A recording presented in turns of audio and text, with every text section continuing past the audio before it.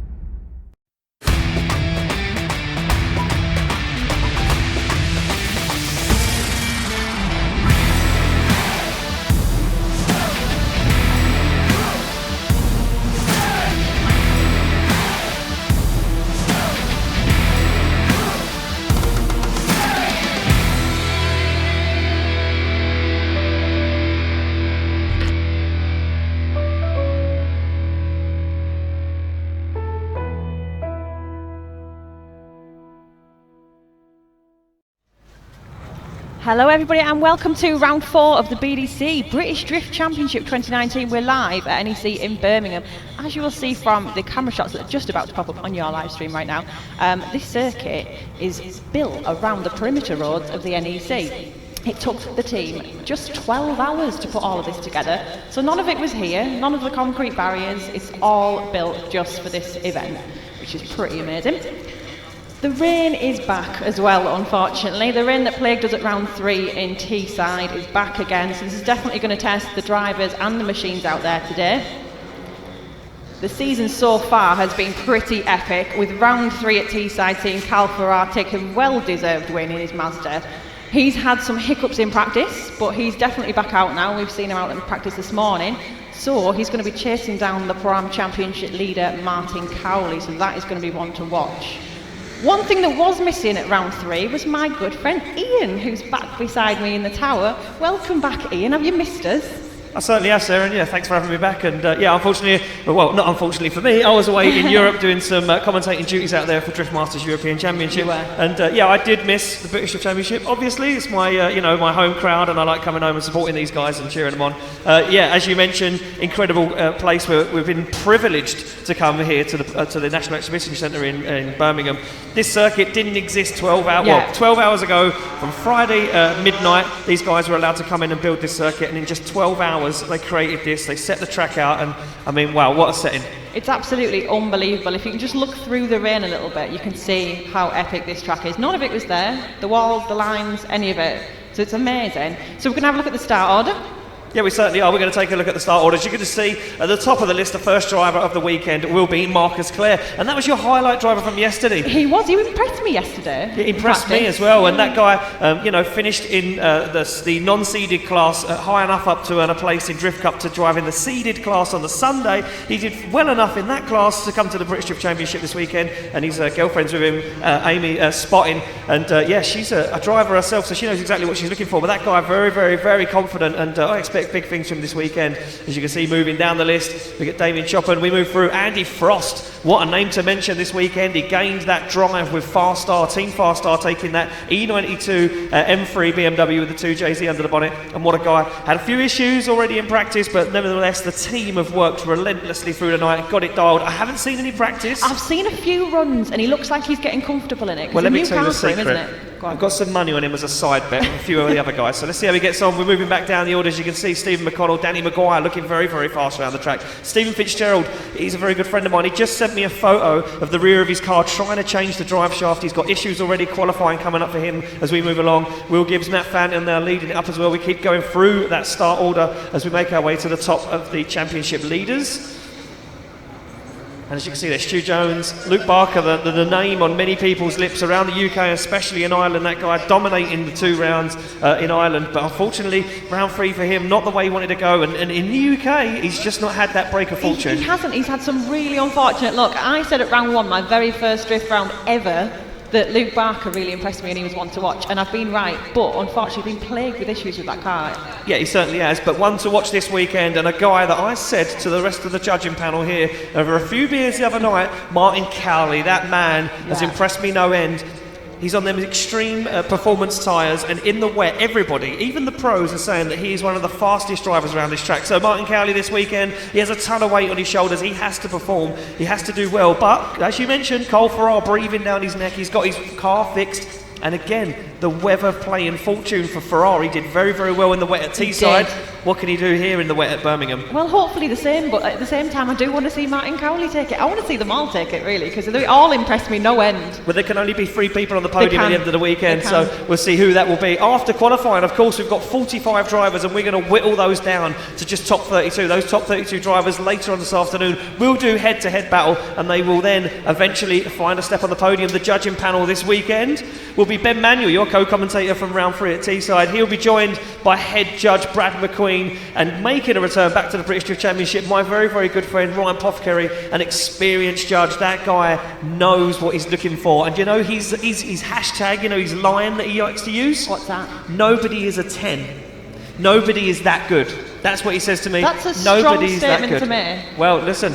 Maybe one day somebody will be that good and they will impress Ryan Pothcary, but up until now, nobody has yet done it. So as you can see on your screens right now, our drivers driving onto the circuit. But what circuit will they be driving? So let's take a look at the track map and show you guys at home and in attendance, if you haven't noticed, take a look at the big screen. This is a qualifying run in bird's eye view. As you can see, nice fast initiation, clipping point 2, right in the middle of the circuit. Look how narrow that circuit is. It's squeezed, it's been elongated. Full throttle zone there. Now they enter the slowing down part. They get into outer zone 3 where they're looking to slow the car down. Now this is a perfect circle. Concrete lined wall, on throttle, through 4, through 5. Now navigate the centre of the circuit once again. Full throttle out into outer zone 6. And then transition back into another concrete wall for 7. And then the final clipping point right on the end of the wall. The dangerous point, clipping point 8, and across the finish line. That's caught a few people out in practice already, as you might have seen. So hopefully it won't catch them out when it really counts for the points. Well, look, yesterday these guys practice in the dry and we see some magic. I'm going to say magic. It was some very, very good practice runs. I sat in the tower for 3 or 4 hours just watching these guys drive and drive and drive. Unfortunately, we knew the weather was coming. We didn't know, well, we hoped it wouldn't come. The hottest week on record in the UK. And the BDC plagued with rain once again. It's like a little cloud that's been following our owner Matt Stevenson around all year. Hopefully we'll get a break.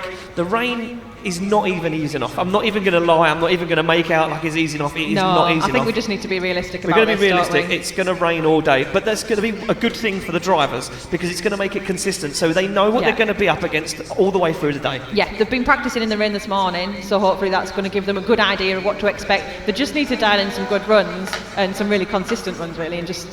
And that is it. The key is consistency. Yeah, you're right. And we've seen Cole Farrar. Judges saying to me that I missed round 3. I said to the guys, what was the key for Farrar? And they said consistency. Same with Charlie Hume in Drift Cup. He won that event. He won the unseeded round just a couple of weeks ago at Teesside. He was consistent. He did the same runs all weekend. He didn't put a foot wrong, and that is the key for this weekend. If you can do consistent runs over and over and over again, well, you never know. By the end of the weekend, you could be standing on top of the podium and a shot to drive in the pro class on Sunday, the main show. You absolutely could be, and it's all about seat time as well, isn't it? These drivers were out yesterday, they were out this morning, getting as many laps in as possible just to get used to it, and especially some of the drivers that know their cars inside and out. Carl Farrar is a good example.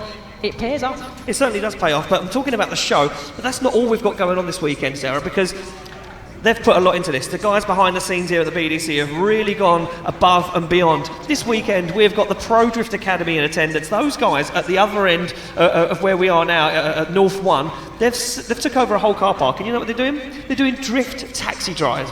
So you can come out, jump in a car and take a spin with some of the instructors there and see what it's like to go in a drift car. Obviously it's some slow speeds, but nevertheless you're getting out, getting that experience. Next door to that we've got a car show, we've got some trade stands going on, we've got a food market going on, we've got plenty of food stalls going on, we've got an open pit as well, which is very, very rare. We never really normally let the general public into the pit area because, as you can imagine, it's very, very dangerous. You know, there's hot cars and there's guys flying around and there's wheels and tyres getting chucked around and angry, sweaty mechanics getting all up in everyone's face. That's a regular occurrence. That's a regular occurrence, but we've got an open pit here at BDC this weekend. So if you come along, I mean, we've got axe throwing, we've got ball riding, we've got the Excite Energy guys here with the Sims. Yeah.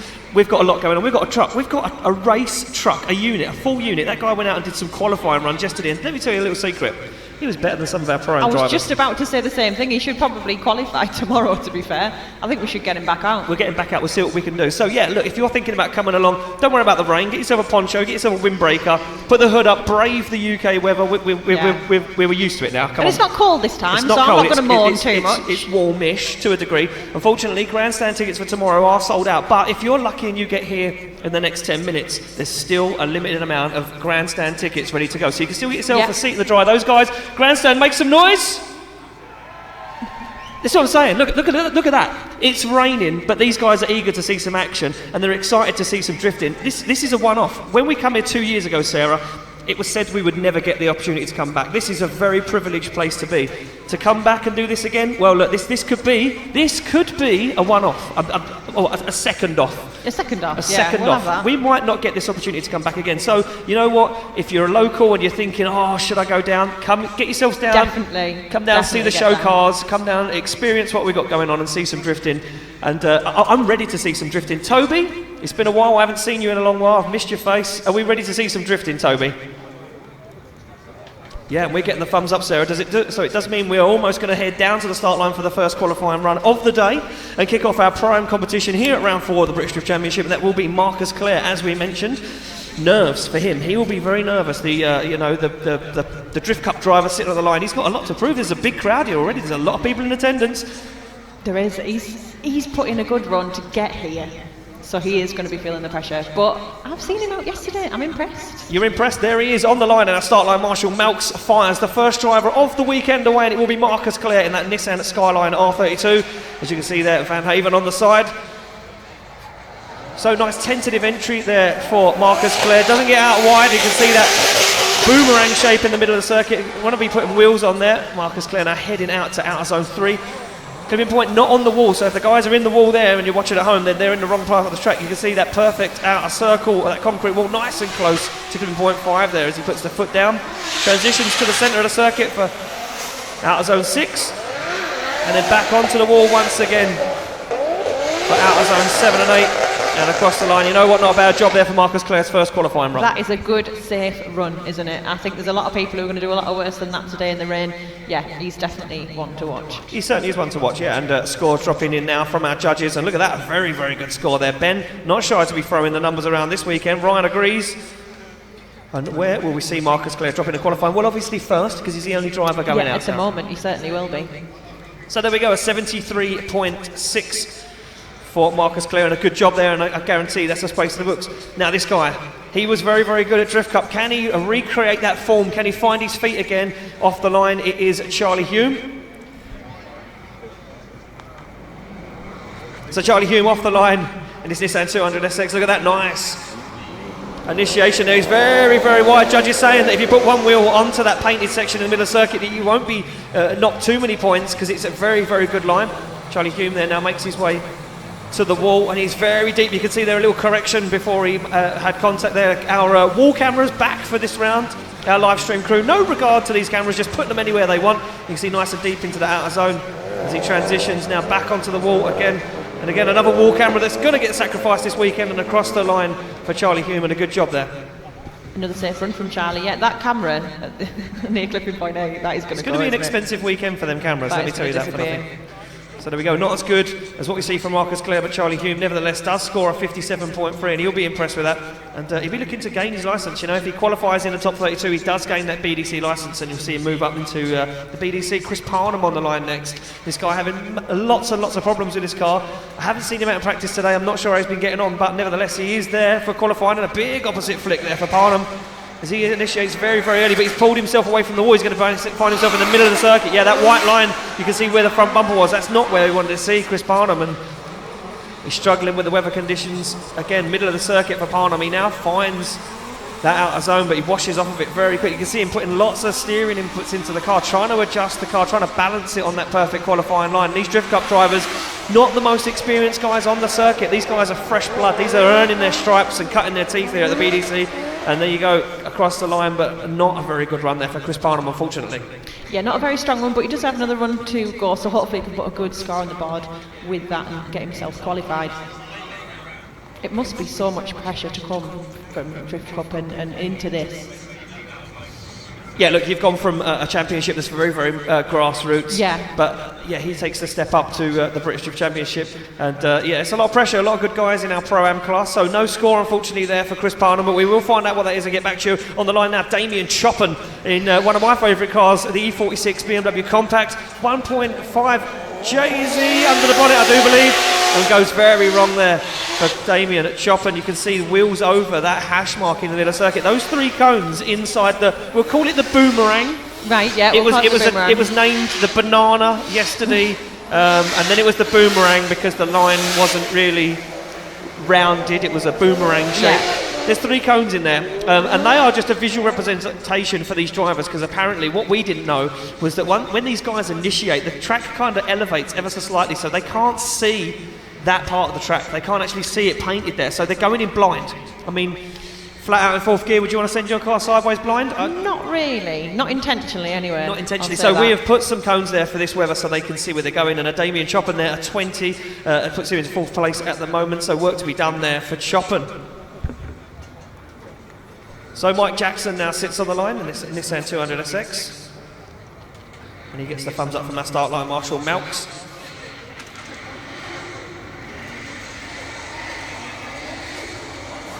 And Mike Jackson from Liphook in Hampshire. RB25 under the bonnet. He's again a little bit shallow into that second clipping point, sorry. He's a little bit shallow into there, but he has pulled it back a bit now by 3 and 4. He is a little bit deeper into those clipping points. Yeah, looking very nice on the wall. Just going to clip the wall. Yeah, bumper's gone. Judges applauding that one. Yeah, just shallow there on 6 though on the outer zone. What can he do as he comes to the wall?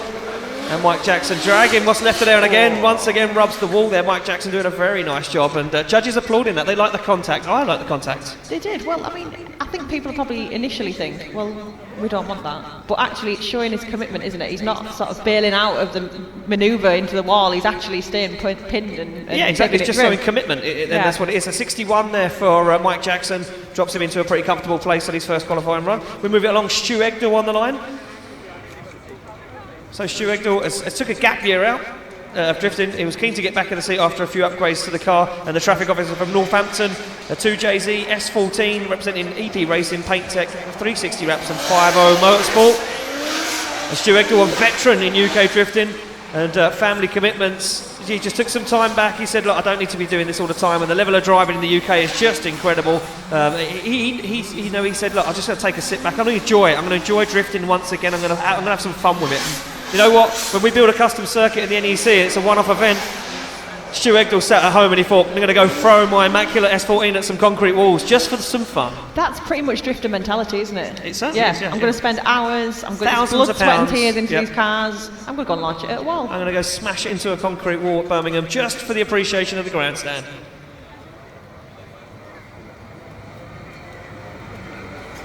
So, did we get a score there? I missed 46.3. 46.3. So we move it along to the next driver on the line, and it will be Michael. I mean, no, I should be able to do this, shouldn't I? I should be able to say European names by now, Sarah, but there's something wrong with my brain. There's something wrong with my brain. So I'm going for Peritet. It certainly is Peritet. They're throwing it in. He was on a very nice line all weekend, was Peritet, as he gets nice and deep into outer zone 3. He's on that good line there as he makes his way now to the wall. Can he get nice and deep into outer zone 4? He certainly can't. He kind of skips it. He takes a shallow line there, just about catches a wheel on 5. Needs to tidy this one up, does Michael Peritet. He gets nice and deep into outer zone 6. Back onto the wall once again. Yeah, and sacrifices that outer zone 8. We see Lee Colgate Lawrence take it to the wall earlier and have a big contact there. So a lot of drivers be scared of that end clipping point. Yeah, it's definitely catching people out. So scores dropping in there for Michael Peritet. And we got a 38.6, so a 38.6 there for him on his first qualifying run. He moves it along to the next try. And I do believe we're going to skip Ignis and Minelga, and we will be going on to Andy Sykes. So Andy Sykes, another guy who used to drive in the British Drift Championship many, many years ago, made his return to the BDC. Again, another driver saying, well, hey, why not go to this perfect custom-built circuit and do some skids, have some fun. Yeah, if there's any round to do, it's got to be this one, hasn't it? It is just the most epic circuit. And it's just never going to look like this again. Imagine when it's all gone, the walls are gone. I've been here when it's all gone. Yeah, and it's just very, very strange. Yeah. It's eerie. Just empty roads. Yeah, empty roads. Unused piece of... We should just come back here every year. We should just leave the walls up and just close it just for us. I don't know if we could afford to leave the walls up. If they don't use it, it's no problem, right? So Andy Sykes on the line, and he now gets the signal to go for his first qualifying run of the day. I'm going to say a little bit rusty. Andy Sykes not been behind the wheel much in the last year or so, but nevertheless, he's going to be putting on a show here. Good initiation. He can let that car wash nice and wide onto that outer line. Gets the hammer down, does Andy Sykes. And now looks to get nice and deep into outer zone 3. You can see him there just dabbing the handbrake, trying to get that car perfectly set up. The track actually falls away there, hence why we've left a piece of the wall out. It's a run-off area for these guys because the track dips down that corner and it washes away. So Andy Sykes just balancing that car perfectly there. Not as deep into 6 as what we'd like to see. How does he navigate around the wall? He looks like he's going to sacrifice 8, and he certainly does. Yeah, that was a little bit of an untidy run. He has put tidy runs in practice, so I think it's probably just a little bit of nerves getting to him now he knows it's all to count. Yeah, and he hasn't been around for quite a while in competition, and the level here at the BDC has stepped up massively. Nevertheless, he does get a score. It will be a 42, so a 42 there for Andy Sykes' first qualifying run. And we move it along to one of our female drivers. And you're one for the ladies. You're a ladies guy. That sounds a little bit unusual, but yeah, I'm all for supporting the women in motorsport, any motorsport at all, but to see the girls get out and drift is just, it's brilliant, it's so inspiring, we need more of them. Well, if there's anyone out there to inspire people, it's definitely going to be Kirsty Witherington, because she is a live wire, shall we say. She is awesome. This young lady, been drifting for a very, very long time in the UK. And again, another driver who's been taking some time out, doing a lot of demo driving, taking a trip over to Ireland to compete in Drift Games National Series and Drift Games Extreme out there with the guys, and her fellow David Lamb. Very, very good mechanic. Look at that, nice and deep into 6 there for Witherington. He navigates it to the wall. And Witherington looking to make a statement here this weekend that she's been gone but not forgotten. So where the judges see that one landing in, as you can see, Witherington making her way back to the start line. It looked like quite a decent run from where I was sitting. There was a few hiccups here and there. Not there. as good as I thought. No, and a 36 there for Kirsty Witherington's first qualifying run. And we can see up next, it should be Justin Norcus. Unfortunately, he's pulled to the side now. I did see on his Facebook earlier on that he had a problem with the differential. I think he damaged the differential. So he's out of competition. He's out of competition. He's out of his first qualifying run. It could be the end of the weekend for him. He's got a lot of support in the paddock. Hopefully he can get back to the start like, no, he's going to warm up. He's going to go for it. Apparently, he said the car's fine.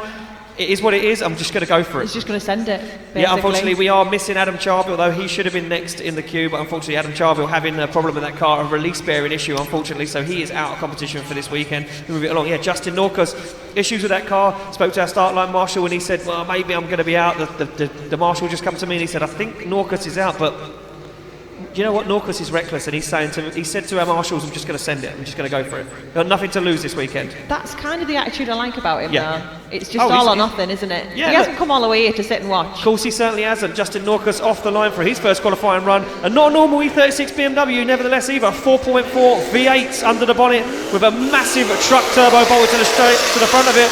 And you can see Norcus there, though, on a middle line. Struggled to get out to that wide line as he now navigates his way down into the roundabout, and you can see wipers fiercely going and struggling with that car now. It's Justin Norcus, maybe some damage from earlier on. Still raising its head as Norcus now gets into that outer zone. Looks for the wall. This is a scrappy run. It's going to be very, very low down for Justin Norcus. Yeah, unfortunately, so I mean, hopefully it counts for something for him, even if he gets a low score on this one, and he can put something stronger in. Well, not as bad as what we first assumed. Yeah, 53 there for Justinus Norcus. Not too bad. So not too bad, no. And we move it along to the next guy on the line. It will be Andy Frost, as we mentioned earlier, a name to, everyone's been speaking about this guy, and I mentioned him a lot. I'm very good friends with Andy. He's such a nice guy. His girlfriend is absolutely crazy, but she's a lovely girl. And look at this. I can hear her from here. She's down there. The first qualifying run ever in this brand new chassis for Andy Frost this weekend, representing Fast Star in this E92 BMW. Oh, but a straighten there, so it's going to hurt his score massively. So he's going to be looking at how long he did straighten for. Was it maybe a gearbox issue again? We know that the team have worked tirelessly for 2 days getting the dog rings in the gearbox. They were machining parts in the pits with a grinder. They had the gearbox in bits just to get Andy Frost out. Just goes to show you the dedication that Fast Star have. And Andy Frost there taking that car to the wall and across the line. And that is just maximum effort. I've seen this team do some amazing stuff in the pits. When they have a little issue with the car, a lot of people would give up and go home. These guys do not go home. They stay until the job's done and the car comes back out. They're quite amazing to watch, really. So if you get a chance to go and have a little nosy at their pit, yeah, go over there. All the guys are very friendly. They are. The whole team over there, big lorry. Those guys super friendly. They had a barbecue on last night, handing out some food. Very, very good team, and Fast Star doing very, very good things in motorsport. But we look to get the score here for Andy Frost's first qualifying run. Judges will be discussing that straighten, that moment of straighten, and that's going to hurt his score. But look at this. Still, nevertheless, a 58. Too badly. I think the rest of his run was probably neat enough to hopefully claw and I think a bit his back. Girlfriend, Jenny, I think she's excited a little bit. Yeah, there she goes. On the line up next, so it will be Dan Ball in this immensely scary looking Nissan S15. Under the bonnet resides nothing less than a 7.4 litre V8 and LSX 454. And this car built by Huxley Motorsport and the guys at Dyno Talk. An incredible build, very, very wide goes Dan Ball. If he can hold this together, this is good, but he comes shallow in the middle of the circuit. Oh, he almost hits a wall. Wow, I just took a look up over the edge of the judging tower and I thought that Dan Ball was going to take the wall over. I held my breath when I saw that. I think he actually knocked the barriers down with the branding on it, as Dan Ball now is going to finish up this run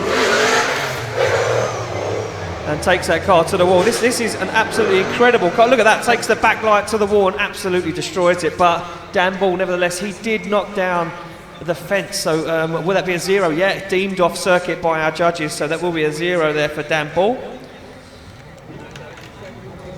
That was close. I thought that was going to be a goner. I thought that S15, I thought that was going to not see action anymore this weekend. No, that is very, very close. I thought he was going to take a lot more than the backlight away. But it just shows you, doesn't it, how little control you've got in these conditions. It's just super slippy. And I bet there's loads of rubber down there from yesterday when it was dry as well. I'll tell you what happened.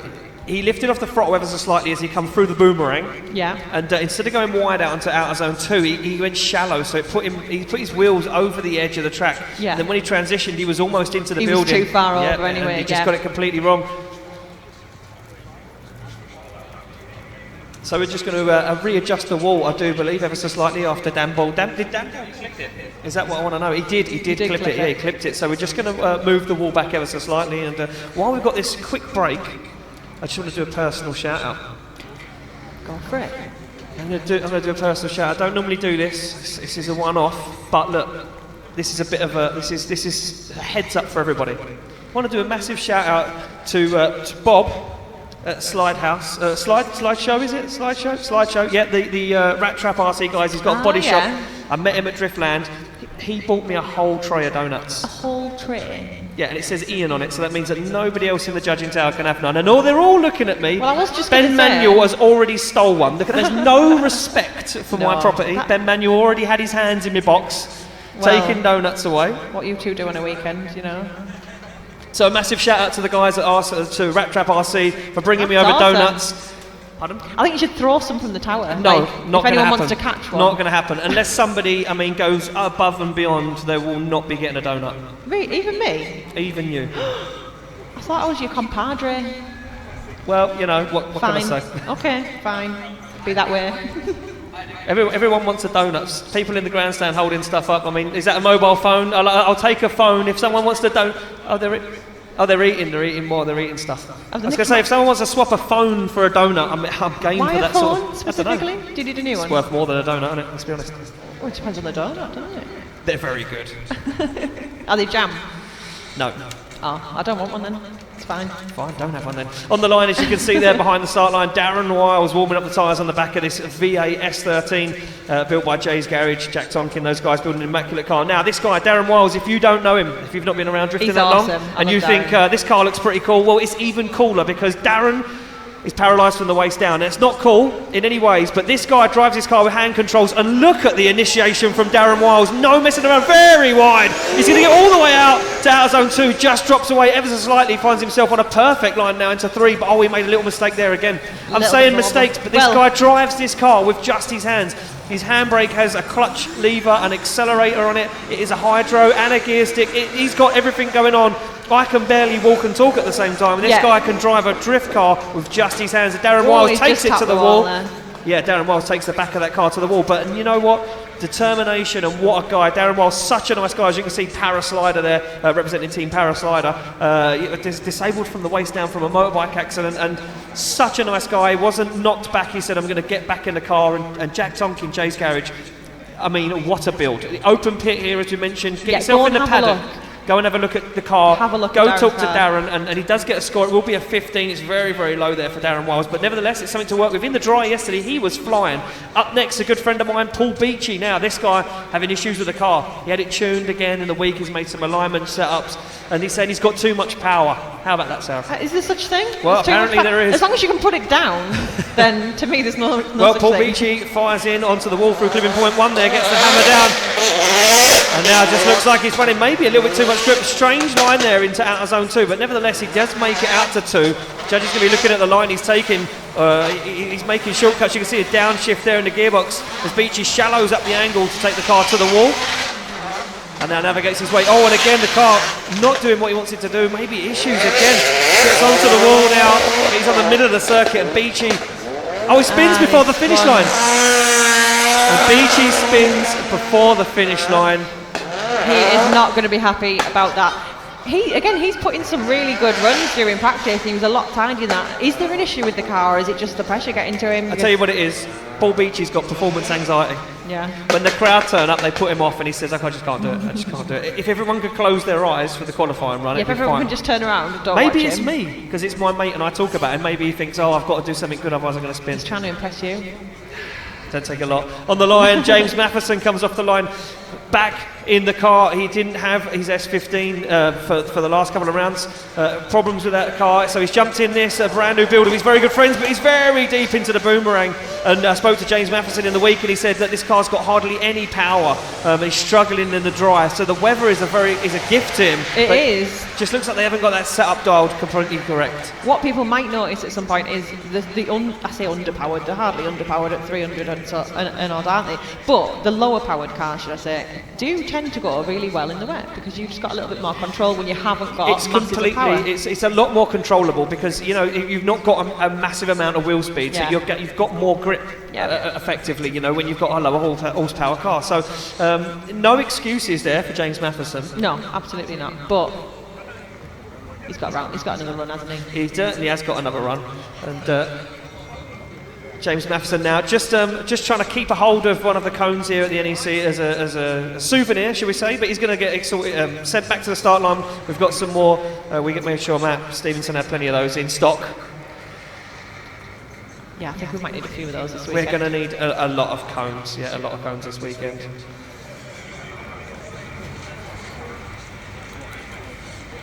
So thumbs up all round in the tower. That means we are ready to go with the next driver of the day, and that will be Dominic Gates, Diamond Dom, as we like to call him, the jeweler. Yeah, he's going to fix my wedding ring, as I had a little whoopsie last week. How's your finger? It's sore. We won't talk about it because it's sore. Off the line, Diamond Dom, as we like to call him, Dominic Gates now in a borrowed Nissan Skyline R34 from his good friends. And look at that initiation up into the wall nice and early, not as deep as what we expect him to see, but he's going to take a shallow line now through 2. He's going to work his way and massage that car out into 3, and a good line there for Dominic Gates as he now gets into 4. He needs to be a little bit closer to the wall, and he certainly gets there as he gets nice and personal with out of zone 5. Puts the hammer down in the middle of the circuit, and Gates, you can see there the upshift as he comes middle of the circuit, uses 2 as a front clipping point, so he's offline ever so slightly there. As Gates gets the back of that car on the wall and takes it across the line, and Dominic Gates, I did catch up the live stream from round through, it absolutely destroyed the side of that car into the tyre barrels. Apparently the side of the car wrapped around the roll cage. Incredible stuff there, and look at the judges liking that one, a 69 for Dominic Gates. That drops him into second position at the moment.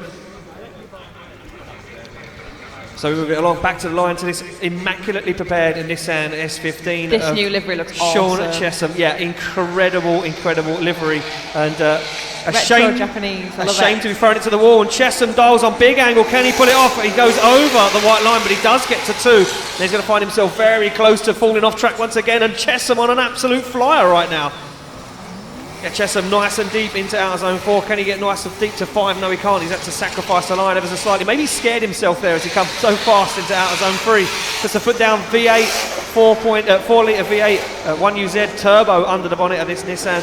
And Chesham been building this car for a long time, and do you know what? He'll be very happy with that run. And, you will be happy with that. The couple of claps there as well for him, so there's definitely some agreement there. Our guys are showing some appreciation as the rain starts to fall once again. Well, it hasn't stopped, has it really? No, but it's just intensified a little bit. Unfortunately. So a 42 there for Sean Chesham on his first qualifying run of the day. And up next, Chris Wright sits on the line in this driven Nissan 350Z.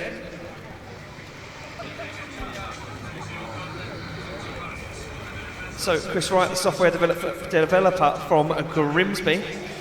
There's a VQ35 twin turbo under the bonnet, tuned and built engine by Abbey Motorsport down in Surrey, and very wide goes Chris Wright, just about pulls it off that line, but he's completely sacrificed clipping point 2, and now Wright knows he's got work to be done if he's going to make himself known in this qualifying session.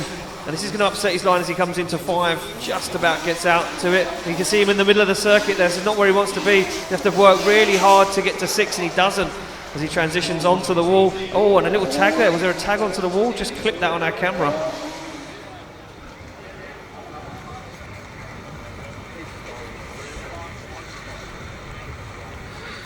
So, as we wait for the score to drop in there for Chris Wright. Not a bad score, but 12th position nevertheless with a 34.3.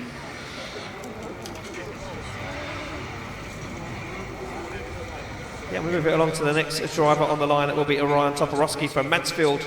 This end, 2JZ S15. Representing Meeson, Yellow Speed, Hell Performance, Opiols and 720 wheels. A nice initiation there from Toporowski as he gets nice and wide to outer zone. Just sacrifice. Just looks like a few of these guys have got the gearing wrong, maybe, or just not carrying the right amount of the right line from 1 to 2, because they get nice and wide onto the boomerang, which is is the perfect line according to the judges. It seems like guys are dialing on a little bit too much angle, pulling themselves away from outer zone 2. It's putting them in the middle of the circuit, and it upsets the transition into 3, and then really the line from 3 out for the rest of the circuit is completely messed up, and you can see Toporowski did that. He's straightened massively as well, so could potentially be a 0, Sarah. Quite possibly. I think it's catching a few people out in the same place, though, isn't it? Like you say, coming out of 1 into 2. It's a strange old arc, that's what you said, it's like a boomerang, isn't it? So maybe that's just throwing people off slightly, but when they get that slightly wrong into 2, it's really hard to claw it back after that. Yeah, it certainly is. Look, once you make a mistake on this circuit, Danny says this is a very flowing circuit. If you get it wrong, it's going to go wrong in a big way. We move it along to the next guy on the line, and it will be Philip Hayden. So it will be Philip Hayden. I don't think we got a score for Ryan Toporowski, did we, Sarah? I didn't see one there. I missed it, sorry. I was looking through my paperwork as we see Philip Hayden nice and wide there. And he's looking good so far from Hayden, and he absolutely bashes the rev limiter. Now, will he take that car to the wall? He certainly does. Almost rubs the back end along the wall now as Hayden. He gets a perfect line button from the judges. You can see the back end of that Nissan Laurel taking a beating. Perfect clip as well. You can see the little graphic popping up. Now that's our judges putting in some input so you guys at home know what Philip Hayden, if he's getting it right. And you know what, for me, Sarah, right there, that could top qualifying and hold top qualifying spot for a long time. Hayden, the Ed Sheeran lookalike, pulls it out the bag. Lookalike. He's definitely getting some good straws dropping in already, so we know this is going to be a good one. I think you could be right in. Yeah, certainly is going to be a very, very good score. We're just waiting for Ben to input his score, and look at this. The average drops in an 86 for Philip Hayden, puts him into first place, and that is how you navigate this circuit in the wet. But up next is a man who is very, very wild. On the line sits Fast Star's very own Jamie Stevens, the gentle giant we like to call him. This guy so very committed that it's almost scary. Yeah, he is always impressive. It just, nothing seems to fit. Whoa, wow, and he's almost backwards as Jamie Stevens applies all the lock, but he's messed himself up. Yeah, he's messed himself up massively. He has to shut down the run there and avoid contact with the front of that clip. I said to him yesterday, I said, you need to just rein it in, just 10%. Yeah. Just 10% would be enough. And he said, I don't know what that means. I know, he can't. I can't do reining it in. I'm literally flat out or nothing. That seems to be a theme through Fast Star in general, though, doesn't it? They've just got this awesome attitude of, I'm just going to send And you know this. what? The cars are leery, the drivers are leery, but you know what? Yeah, he goes off circuit. I spoke to Jamie Stevens last night. Like I said, went over there. They had a barbecue going. Their crew were all sitting down, chilling out, relaxing after a hard day, and very, very nice guys. A 0 there for Jamie Stevens. We make that official. And he said to me, look, the kill switch keeps mucking around. It keeps cutting the car off. The water pump keeps playing around. And I got a feeling that could be mechanical problems, not Jamie Stevens. It could well be, because from what I've seen of him so far this season, he can put in a lot stronger runs than that. So let's hope it's a mechanical issue can get fixed. Yeah, Danny Maguire. Yeah, Danny Maguire off the line in that Nissan Skyline R34. Wow, and Maguire takes the back end of that car along the wall. I mentioned earlier that Maguire was absolutely flying. He looks to dethrone Philip Hayden. Oh! A big contact with the wall there for Maguire. But nevertheless, he keeps his foot in, Sarah, and keeps going. He's committed, we can give him that. And again, Maguire! Maguire has no regard to the back end of that secret performance. Skid risk. Can we make it a third? No, just the 2 wall taps there. I mean, I think I'd love to see the grandstand showing their appreciation there for Danny Maguire, and what an absolutely wild run that was from that young man. I tell you Incredible what, though, stuff. Clipping point 1 into 2, nailed it. Absolutely nailed it. And you know what? They said in briefing that big angle there would you know, it wouldn't really put you on the perfect line. Danny Maguire just defeated all the rules. He knocked them all out the window, and he said, I can do it, and he's going to get a score. He's going to get a score on the board. He's Danny Maguire, Skid Risk team representing. And we're just waiting for Ryan to drop his score in. Where does Danny Maguire end up after that first qualifying run? I mean, if that was just his first run, and he knows he's got a score and he could potentially be in the top 32, what's he going to do on the second one? Is he going to fold the car inside out into a little paper plane and fly around? Pretty much. He's big enough to. Yeah. He's strong enough. He's strong enough to. I wouldn't want to have an argument with him. No. And there we go. The score drops in. The average gets on screen. A 42 for Danny Maguire's first qualifying run. Sees him in 9th position at the moment. So Steve McConnell now sits on the line.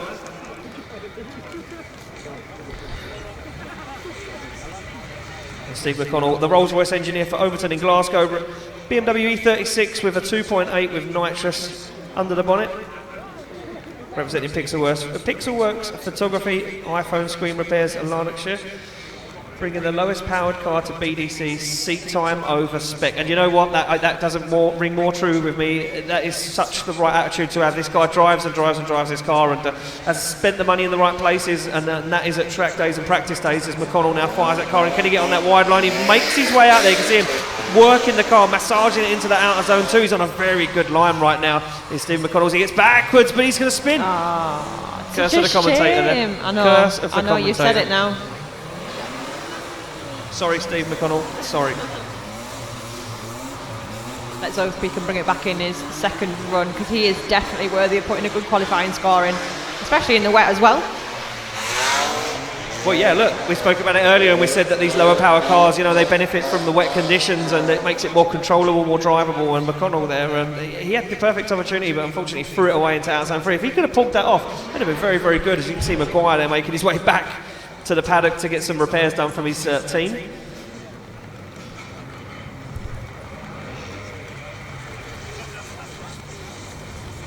So yeah, we make that official. That will be a 0 there for Stephen McConnell. 0 style and a 0 on the board. It's a shame on that one. It's a shame. It's a shame. Yeah, he's a very good driver, Yeah, and he's got we've a lot seen of him do good potential. things. As we take a look down the start line, and I can see the next guy on the line ready to go will be Rob Johnson. So Rob Johnson is a plant engineer from Portsmouth, Nissan S14 1.5 JZ, representing Hill Performance, Aqua Garage Services, Pro Tuner, A Plant and Everything Drift.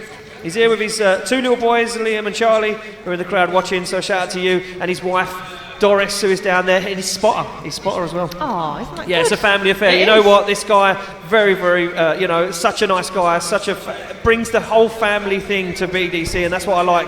As we see Rob Johnson, the wild man, we like to call him. Absolutely flying so far on a very nice line. You can see a big correction though as he wobbles coming into outer zone 2. And Rob Johnson now navigates his way into 3, but it's a very shallow line.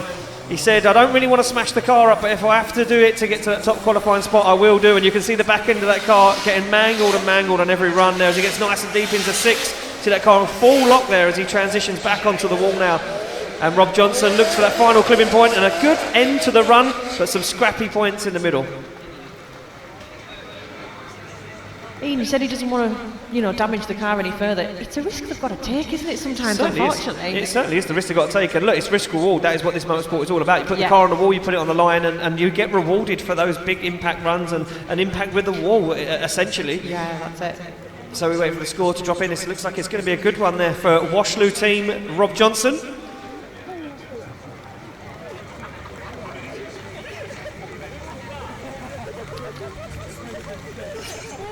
So just waiting for Ben to input his score. Feeling a little bit lazy today is our Ben. He's just taking his time, getting back into it. He had an easy weekend, didn't he, last time, sitting here talking. I know, just chatting away with Just chatting me. away with you, Yeah. just having some fun. And there we go, a 63 makes it unanimous. A 62.6 puts Rob Johnson into 4th place at the moment. A very good score there. I can hear Doris down there, very happy with that one. Yeah, she will be. They all will be. That's good.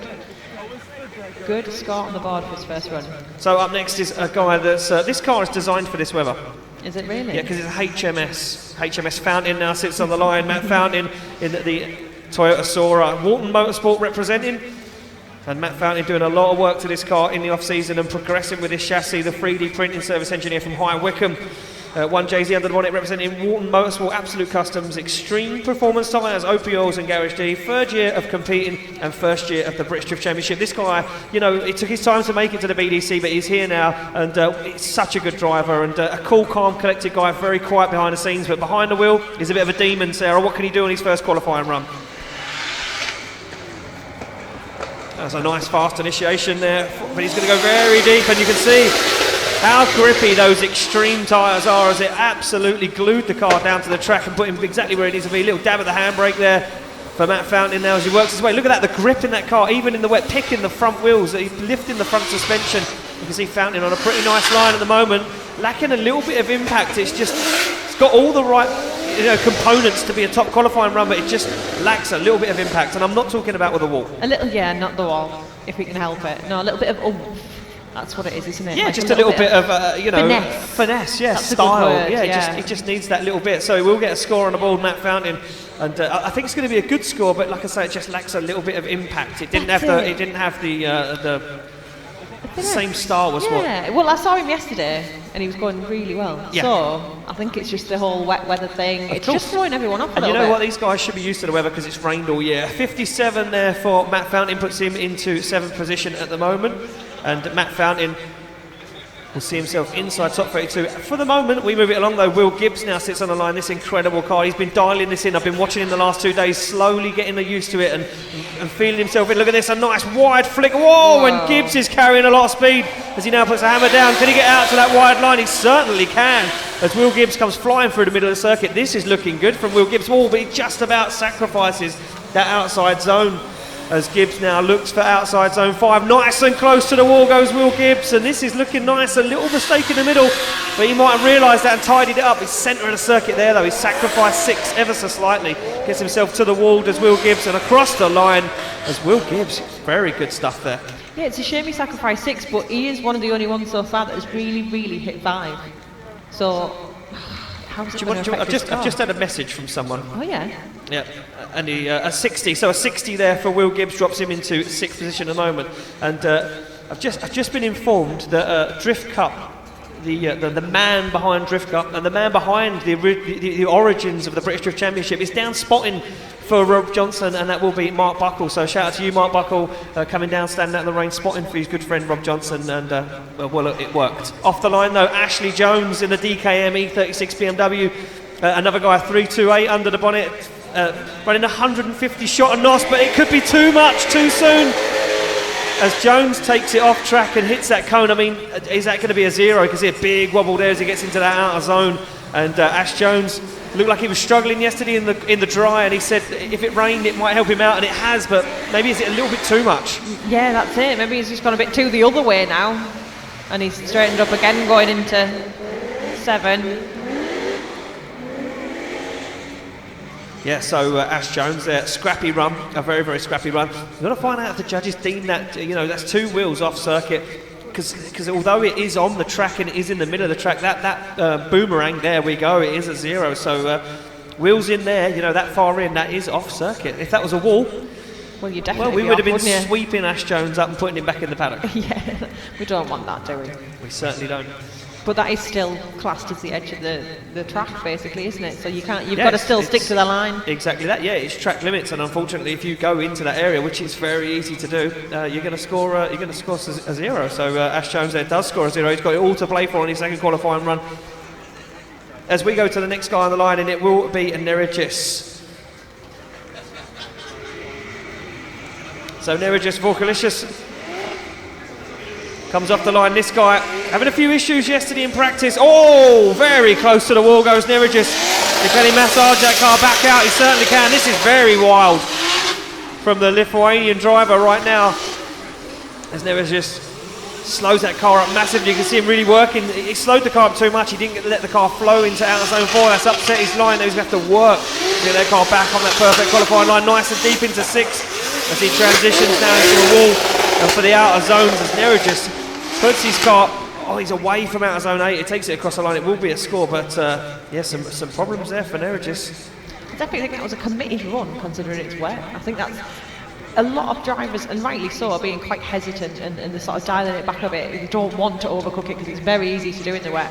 So exactly everyone's been a little bit hesitant. Nevertheless, though, Sarah, he does get a very good score on the board. So a 65 there for Neregis. He puts him in 4th place at the moment. And I've just been sent a message. I was looking for Matt House a minute ago. I thought, where is he? He's always hanging around doing some quirky stuff, sitting on the sim, getting some practice in. And he just texted me and said, I'm over at Pro Drift. Don't get mad. They've got the green light. They're starting at 1 o'clock. If you want a passenger ride, get yourself over to Pro Drift. He's having a drive. You can have a drive yourself. So if you get over to Pro Drift, over the very end at North Car Park 1, you can have a drift. You can drive. You can go and drift yourself. Sarah, if I was you, I'd go and have a go. Right, when's dinner time? You're not having a dinner break. On the line, though, is Lee Colgate Lawrence. Now, this guy earlier on, Sarah, he hit the wall at clipping point 8. The car understeered and threw himself over the curb, smashing both the front wheels. He got that car fixed and back out, and now Colgate is going to do it all again with a big angle. And he's gone way wrong. He's gone way wrong. And Lee Lawrence absolutely destroys that outer zone. So, I'm going to say it's a 0. It's going to have to be, isn't it? It's a 0 because he's on the wrong part of the circuit there. And nevertheless, Lee Lawrence is going to try and finish up this run. And that shunt earlier that he had, that contact with the front wheels over that curb, that's really upset him and probably thrown his confidence ever so slightly. So Lee Lawrence finishes up the run. We need to make it official from our judges. That's just me, saying it's a 0. Yeah, I mean, it must be. I'll be very disappointed if I'm wrong. Yeah, there we go. Lee Lawrence scores a 0, representing G3 Pro, their team G3 Pro. So he scores a 0. And our track marshals, out there this weekend, braving the weather conditions. And not only that, Sarah, these guys that you see, you know, running around, putting cones back, picking up clipping points, sweeping up rubbish, they built the track with a handful of other guys that haven't been here today. I think they're somewhere here. I've seen them around. Those guys built the track.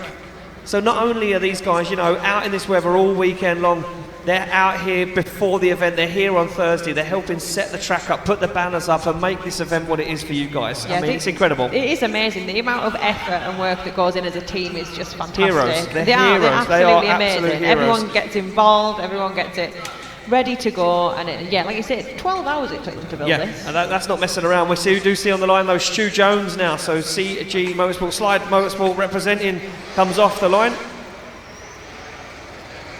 And Stu Jones, nice and close to the wall there, as you can see, gets absolutely onto the wall. The competition clutch. The driver fires that car into that zone. But a problem, and you can see him just pull the handbrake drastically there, slow the car down. You can see it understeer, change of direction there. So judges going to look at that as if it's an opposite drift. Could that be a 0 for Stu Jones? 4 litre V8 under the bonnet with a massive turbo on it. Again, you can see a reoccurring pattern here with our Pro-Am drivers. They're loving these Toyota V8s with the turbo. They just seem to work straight out the box. And Stu Jones, competition clutch. Full Stu, because he can't do half Stu. No, well, yeah, I understand that. That's fair enough. Yep. So we will get a score on the board, but that massive mistake, that was it for me. That was a defining point. A 25 there for Stu Jones. Puts him in the 20th position at the moment. He's dangerously close to that drop-off point in top 32. We move it along to the line. It will be Luke Barker now. The guy we said, his name's on everybody's lips. Your favourite driver, he was up there. He was up there with Marcus Clare for you. Now, what has Luke Barker got? He's been doomed in the UK from the get-go of this season. Can he make it work? He tags a cone. Again, another driver dropping wheels over the edge of the circuit. Will that be a 0? As Luke Barker navigates his way now into the outer. So as you can see him really working that car. You can see him pedalling it at Tarmac Sports up the side, representing nice and close to the wall though. Nevertheless, Barker flying through the middle of the circuit into outer zone 6 transition. Perfect line there as he gets into the wall. And what can Barker do as he finishes it up nice and close to 8. But the biggest thing for me was that cone, was that 0. Judges deliberating that one at the moment. Hopefully that's not going to damage his car too much. I love watching this kid drive. It's a 0. A 0. Yeah, a 0. That was enough to damage his car completely. Look, off track is off track, and judges said that is off track. It doesn't matter what it is, it's off track, and unfortunately, because the rest of his run was amazing. Really, he was really committed. You could, like you say, he was really working to get the car where it needed to be. Such a shame. It is such a shame, and unfortunately for Luke Barker, 0 on his first score makes it very difficult on his second run coming up. We move it along. Ian Rutherford now on the line, an OG in UK drifting, very quiet and refined. A BMW V8 under the bonnet, supercharged in this Tarmac Sports Nissan S13. He's from my ends. He's from your ends. He certainly is. And Ian Rutherford makes his way around the circuit right now as a Rutherford, and a self-employed. Doesn't say what he does, he just says he's self-employed. That's handy to know. That's good. Whoa, look at that. Onto the wall goes Rutherford at the end of outer zone 5 there. And Rutherford, you can hear that supercharger really getting to work. It's nice and close to the wall. And yeah, representing Tarmac Sports, Ed's Treads and Standard Security. Saying he's doing a lot of work to that car, putting a lot of effort in to get it very comp ready. And there we go, scores dropping in a 64. A 64 there for Ian Rutherford, puts him in 5th position.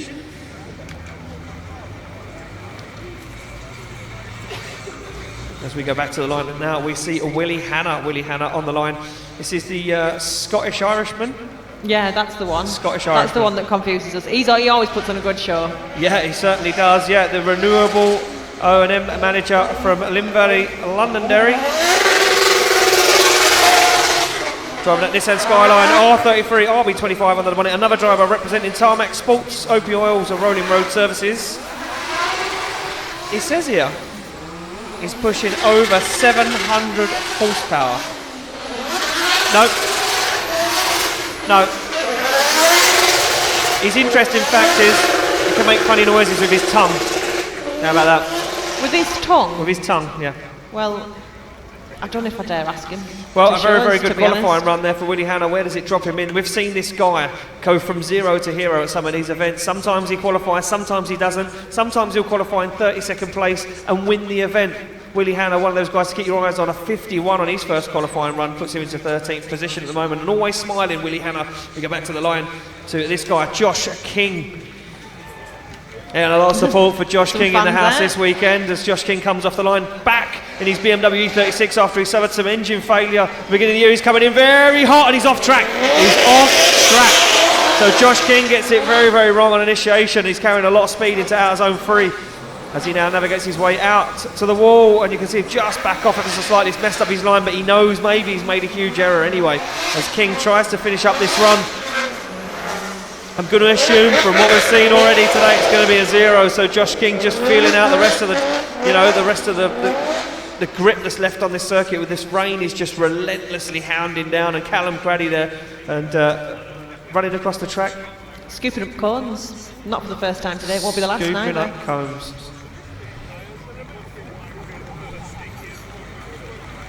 Yeah, and it's official, so it's a 0 unfortunately for Josh King. That's all they can put in. So yeah, scores. official, it will be a 0. So a 0 there for Josh King as Callum Craddy just rebuilds the track again. I mean, he's done it once this weekend. He's just going to keep doing it. Look at this, just so easy to get it wrong. Look at that, carries so much speed, and drivers saying that the initiation is very, very slippery. It's like glass, but the rest of the track, especially down into outer zone 3, is very grippy. So track changes completely from one end to the other. As we can see now, David Aspastrukas on the line. This guy took it to the wall very, very hard yesterday in practice, destroyed the back window of the car and the back of the car absolutely in tatters as he now throws on big angle.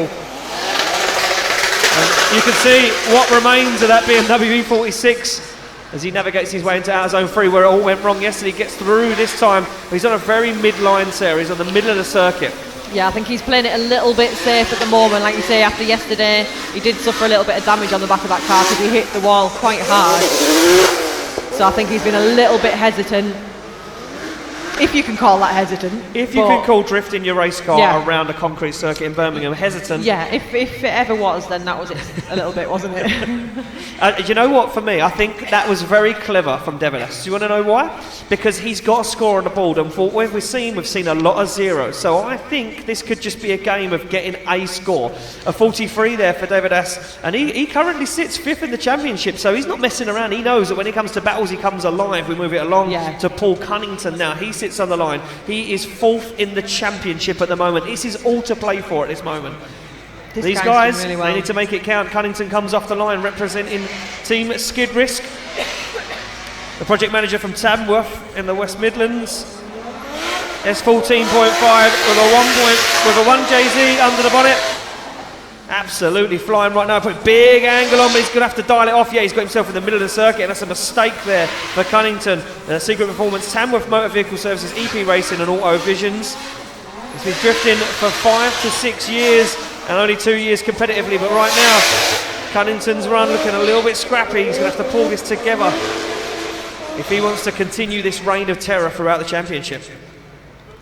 He's been like the underdog, hasn't he, this season?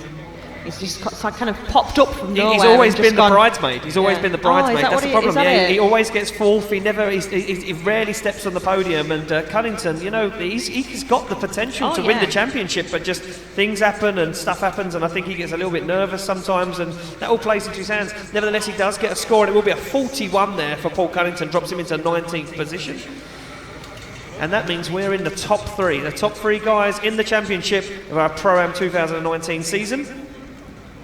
And first up, our 3rd place driver. He finished well, top step on the podium in the last round. Round 3. Can he do it again? Cole Farrar now in this Mazda RX-8, 1.5 JZ under the bonnet. And Farrar knows there's a lot of 0s on the score, but look at this from Farrar, very, very wide there. As he now navigates his way around, sends it into outer zone 3, very shallow. You can see him on the handbrake, slowing that car down, but he's picked up speed. Oh, and he takes the wall, knocks the cone down, keeps in it. Farrar keeps his foot in though. If he can just hold it together, but he's off the edge of the circuit there. He was off the white line. Could that be a 0? Would it be points deducted for Farrar? He was 2 wheels off the edge of the circuit and takes it across the finish line. And Farrar will not leaving much out there, Sarah. It's a shame, again, because he is such a consistent driver. We mentioned this earlier on, and I think that's where his success is, because he knows the car well, he's a consistent scorer. I think he made a couple of mistakes there, and after that he just couldn't get himself back, you know, in the right headspace to carry. No, he couldn't. He carried on though. He carried on. Yeah, he did. He did. Didn't give up. You know what? He continued the run and he scored a 43 mid-pack score. So work to be done there for Farrar. That's not bad though. It's a score on the board. It certainly is. As long as he's safe, you know. Off the line now. Fine. Second place in the championship at the moment. Louis Edwards. Now this guy, Mr. Consistent. If you want someone that looks like they're going round on scale electrics, well, this could be the guy right now, Louis Edwards. But he's in the middle of circuits. Just going to sacrifice out of zone 2. And as I mentioned, that he gets it wrong. But he does now find himself back on that qualifying line, nice and wide there to out of zone 4. And Edwards, again, not deep into that 5, tags the end of the wall almost, which is kind of not where they needed to be. Middle of the circuit there for the transition now for Louis Edwards as he puts that car all the way along the back bumper along the wall. Perfect line there, judges saying, and he takes it across the line. I'm not sure when it's going to land him. Yeah, you know, that's a bit of an unusual moments one. of brilliantness and some parts of it not as good.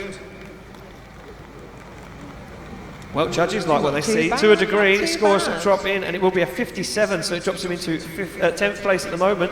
So a 57 there for Louis Edwards. And the final of the first runs, Martin Cowley.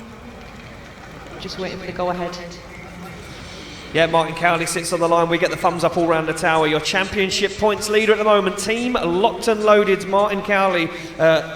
The machinist from Rushton, Northamptonshire. 2JZ under the bonnet, representing Auto Works, Performance, Fabrication, Turbo Technics and AEM Products. Sends it absolutely flying, but he almost washed off track.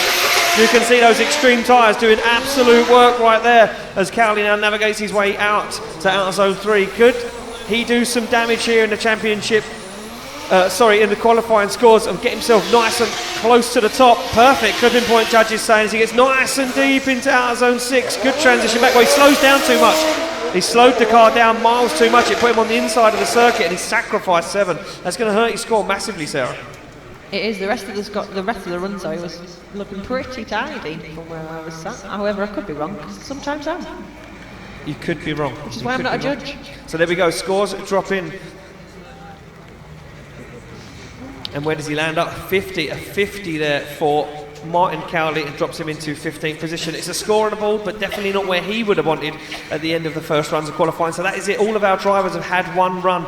So that means we go back to beginning, and we will go back to our first drivers of the day, and that will be Marcus Clare. He'll be up first. Remember, he scored a 73 on his first qualifying run. He was flying. So he kind of set the benchmark for a lot of these guys, and it was a very good qualifying run. Yeah, there we go. Look at this. Philip Hayden there sitting in first place in qualifying with an 86 there. Claire very breathing down his neck almost. The Drift Cup driver bringing the heat this weekend. Rutherford there. Johnson up there. Jackson, Gibbs, Frost. Andy Frost in that car in the top 10 so far. Charlie Hume, 12th place there. The Drift Cup driver earns himself a licence. Cole Farrar, though, finished on the podium last time. He's way down the order this time. Mid-pack score. As we move it along, Chris Parnham there, 29th, he's in 26th place, so a nervous wait for him. As we keep going down, you can see Jones, and these got now these 20 scores. You know, as we get down to the lower end, the high 20s and the low 30s, this is the drop-off zone. Barker sits on the drop-off zone with a 0, and King also. So how does that work? So we can King see and Barker, you can see there, they've got 0s. So yes. Would they make it through? Well, we'd have to talk to the judges about that one, because I'm not sure if a 0 makes you eligible enough to get top 32. I think we'll give it a bye run. As you can see, look, I just want to show a huge appreciation to everybody here this weekend that has come out and bear the weather. If you're standing at the fence, you can see yourselves on the big screen. Give us a wave, because you guys are representing UK drifting right now and doing absolutely amazing stuff. And I want to thank you all for coming out this weekend. Even you guys who bought tickets and sitting in the dry grandstand, give yourself a wave, give yourself a round of applause, because without you guys coming out and supporting UK drifting, Sarah, I'd have no one to talk to.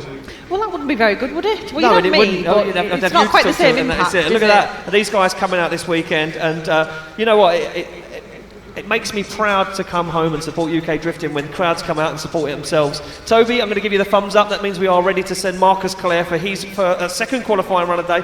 Can he do some damage? Well, he did on his first qualifying run, Sarah. And this guy, let me tell you something. You said to me he was your highlight of yesterday. He's going to be the highlight of today if he carries on the way he's going right now. He will be. So Marcus Clare comes off the line, flying in this absolutely cool looking Nissan Skyline R32, fires it to the wall. And this is a consistent guy. I can already tell you now, look at the line. from Marcus Clare. Nice into outer zone 2 there, and a very good line into outer zone 3. Marcus Clare, nothing to lose. He's currently sitting second in qualifying. What can he do? As he gets nice and personal with the wall. Clare very deep into outer zone 5 there, as he now massages that car away. Perfect line again from the judges. Deep into 6 goes Clare as he transitions onto the wall. A little dab at the foot brake as he gets up into the wall and across the line. And ladies and gentlemen, give him a round of applause. The Drift Cup driver doing Drift Cup proud. More than just Drift Cup proud, I think he's doing everybody proud. Told you he was one to watch yesterday.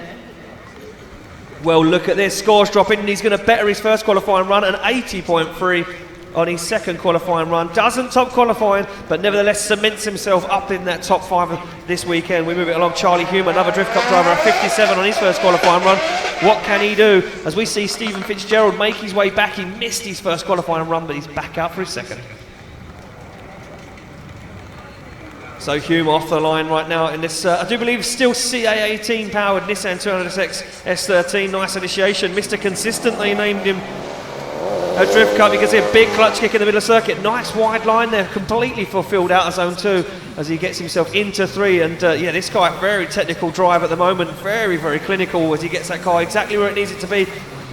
He knows Hayden top qualifying, and he's going to want to outdo that, because this guy was the star the other weekend at Drift Cup. Can he do it again? Can he beat the star here at BDC? Well, a big wobble there on the wall, almost put himself into a straight, and as he dials on the angle and across the line, and Hume, well, he'll be very happy with that. That's a very good second qualifying run. Yeah, he had a little bit of a wobble. Hopefully that won't damage his score too much, but that looked safe, but in a good way, if that makes sense. Safe, but in a good way. Yeah, do you know what I mean? No, I don't. I'm not going to agree. Like, it looked quite smooth. He was keeping the speed down a little bit. Yeah, and but just was it keeping too the safe? control. Look at that, a 51. It could be. A 51 on his second qualifying run. That means that he stays where he is in 12th position at the moment. Nevertheless, he does qualify and he does get himself a BDC licence. We move it along to Chris Parnham. So Chris Parnham comes off the line. Oh, it looks like he's slowed down ever so slightly there. The mechanic from Wakefield. S14, RB25 under the bonnet, representing Chris Tuning.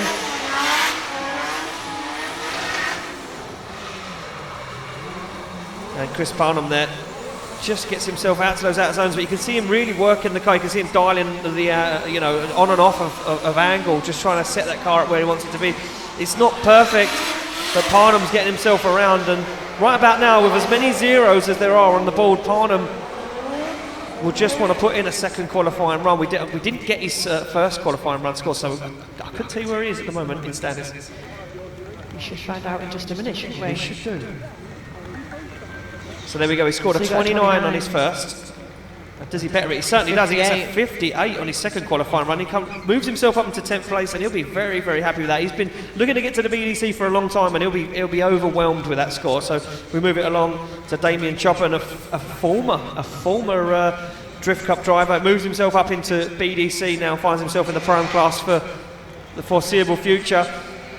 This cool looking little BMW E46 compact, one of my favourites. Gets nice and wide there. He's on a very nice line right now. It's Chopin as he transitions. Oh, but he does it again. It makes him like the car almost wants to chuck him to the wall, and he has to shut it down. It's so uncharacteristic and scary. Can you imagine that? I can't imagine going towards that wall at that speed full stop, to be honest. Yeah, this looks a little bit wild from Chopin at the moment. I think he's angry. He was fine on the initiation, and I think he come through the middle when he was feeling settled, and then when that car gripped up, I think he just he got the anger, the red mist descended, and he thought I want this, and it's too much. So Chopin takes it across the line. We wait to see what his second qualifying score is as it drops in now, and he does improve. He improves in his first qualifying, 31. So he moves. He's 27. He's dangerous. He's in a very dangerous position right now. It's Damien Chopin. We move it along to Mike Jackson. No, don't do any jokes, Sarah. Don't smile at me like that. I wasn't going to say a word. You just looked at me and Come you on, did the you've universal. obviously got some jokes. No, you did the universal Michael Jackson thing, and I was like, leave it out. It's not worth it. Don't you blame that on me. So Mike Jackson comes off the line. A nice initiation there for Jackson. He's going to be very wide, and yeah, this is going to be wheels off the circuit as he takes the back bumper off. Pretty sure we're going to have to red flag that, maybe, because his bumper is currently in the middle of the circuit with the cone, so he's going to collect that. Are we going to... Yeah, we red flag that, Sarah. Too dangerous for him to continue. As much as we want to see him smash up his own body kit... It does have some sort of entertainment value, but we don't really want him to, do we? No. He might not have another one with him. That's regardless to that, Sarah. Regardless to that, we don't want to see that sort of carnage. We do a little bit. There's a little evil part of you that's Just sort of a like, little yay, action, but yeah, let's keep it nice and safe. So Callum Crady there, putting in the hours, and he's going to, you know what, by the end of the day, his miles on his iPhone are going to be phenomenal. So it will be a 0, make it official there for Mike Jackson, and yeah, I might swap my phone with Callum Crady's at the end of the day so that everyone thinks I've done a lot of walking. Yeah, we're going to do none today, none. Are we? If you move your leg, if you move your leg up and down, I don't know, I'm going to try. With your phone in your pocket, you wriggle around a bit. So move it back to the start line. We see Stu Egdal, a 46 on his first qualifying run, returning back to the BDC for a little bit of a short break, representing Team Who's Your Mate.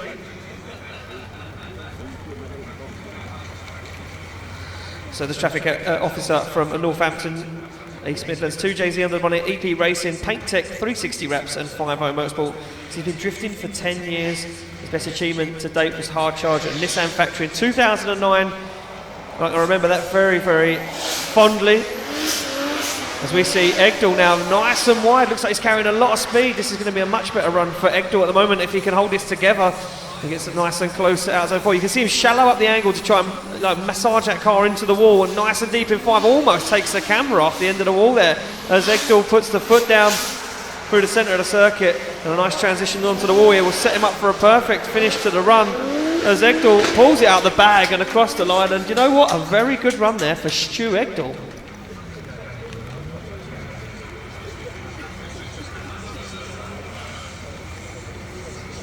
So let's see if the scores are going to drop in. Has he betted his first one? I hope so. I'd like to think so. I I'm would quietly like to think so, confident. Look at this from definitely. Egdal. Yeah, he jumps himself way up the order into third place. Stu Egdal with a 73 drops himself into third place. And you know what? Very confident run there from Egdal. He kind of set himself up with a good qualifying run on the first one and then went out there on the second one. We move it along to this guy on the line. And this is Michael Peritet. Sorry, yeah, we got well confused earlier on, and I think our live stream crew maybe got a little bit confused as well with the graphics ever so slightly. So this guy, I do believe he's travelled over from Sweden, nevertheless, not just a quick jaunt up the road, Sarah. Nice, yeah. I wonder how long it took him to get here. That's some commitment, isn't it?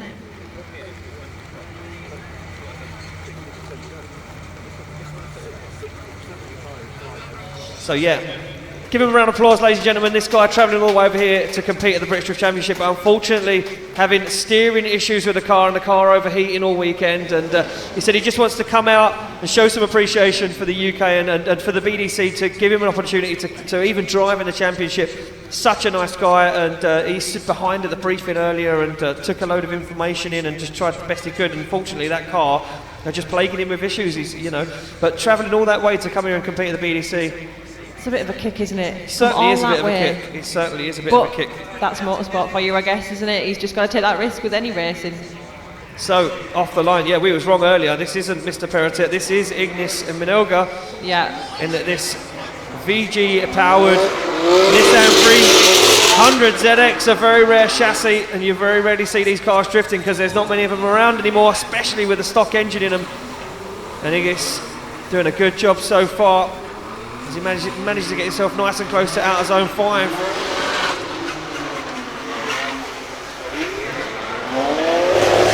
Gets himself into that outer zone, puts the foot to the floor and takes it across the line. 2 good runs there from Ignis Minolga.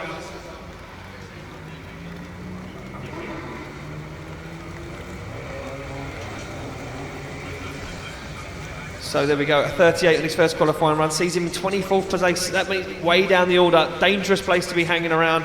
Can he move himself up? It looks like he can at the moment. 56 for Ignis Minolga there, moves him into 15th place. And then we go back to the start line to Andy Sykes. Andy Sykes, the owner of Flair Electrical Contractors from Sevenoaks in Kent, PS13, SR20 in the bonnet, 400 horsepower.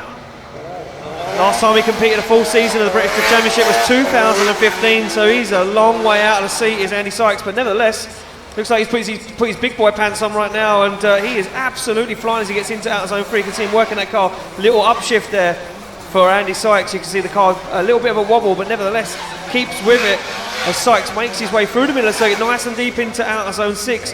Little dab of the foot brake, gets himself into the wall. Oh! And you know what? The car reacted in a way he didn't want it to there, and he thought he was going in the wall. Yeah, I've seen a few people do that there. They straighten up a little bit, they have a little wobble and it straightens, and it's actually more beneficial if they keep it pinned, because if you lift off, it straightens up and drags you into the wall. It certainly does. Look at that, 42 on his first qualifying run, sees him in 23rd position, and Andy Sykes is going to want to move up. He certainly looks like he's going to, and he moves up to 19th with a 45. So not a lot in it, but he does jump up a few positions. We're moving on to Kirsty Widrington now.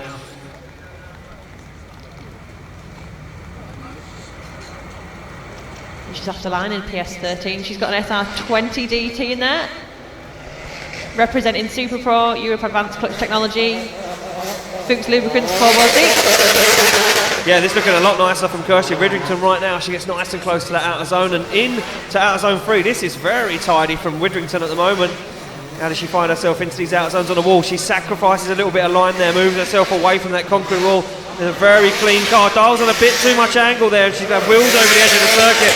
And that's going to hurt the line going into the final outer zone. She's going to have to really work. As you can see there, dials on a lot of angle before she finishes up the run and puts a spin in as she goes across the line. The spin was after the line. I think it was after the line, so I think she'll be safe, yeah. So Kirsty Widrington makes her way back out of the track, back to the paddock, and we await the score to drop in there for Kirsty Widrington. Moments of brilliantness there, just she sacrificed line and she sacrificed the wall run, you know, kept the car clean just for the sake of it. Nevertheless, the judges liked it and they're going to reward her with it as we wait for Brad to drop his score in.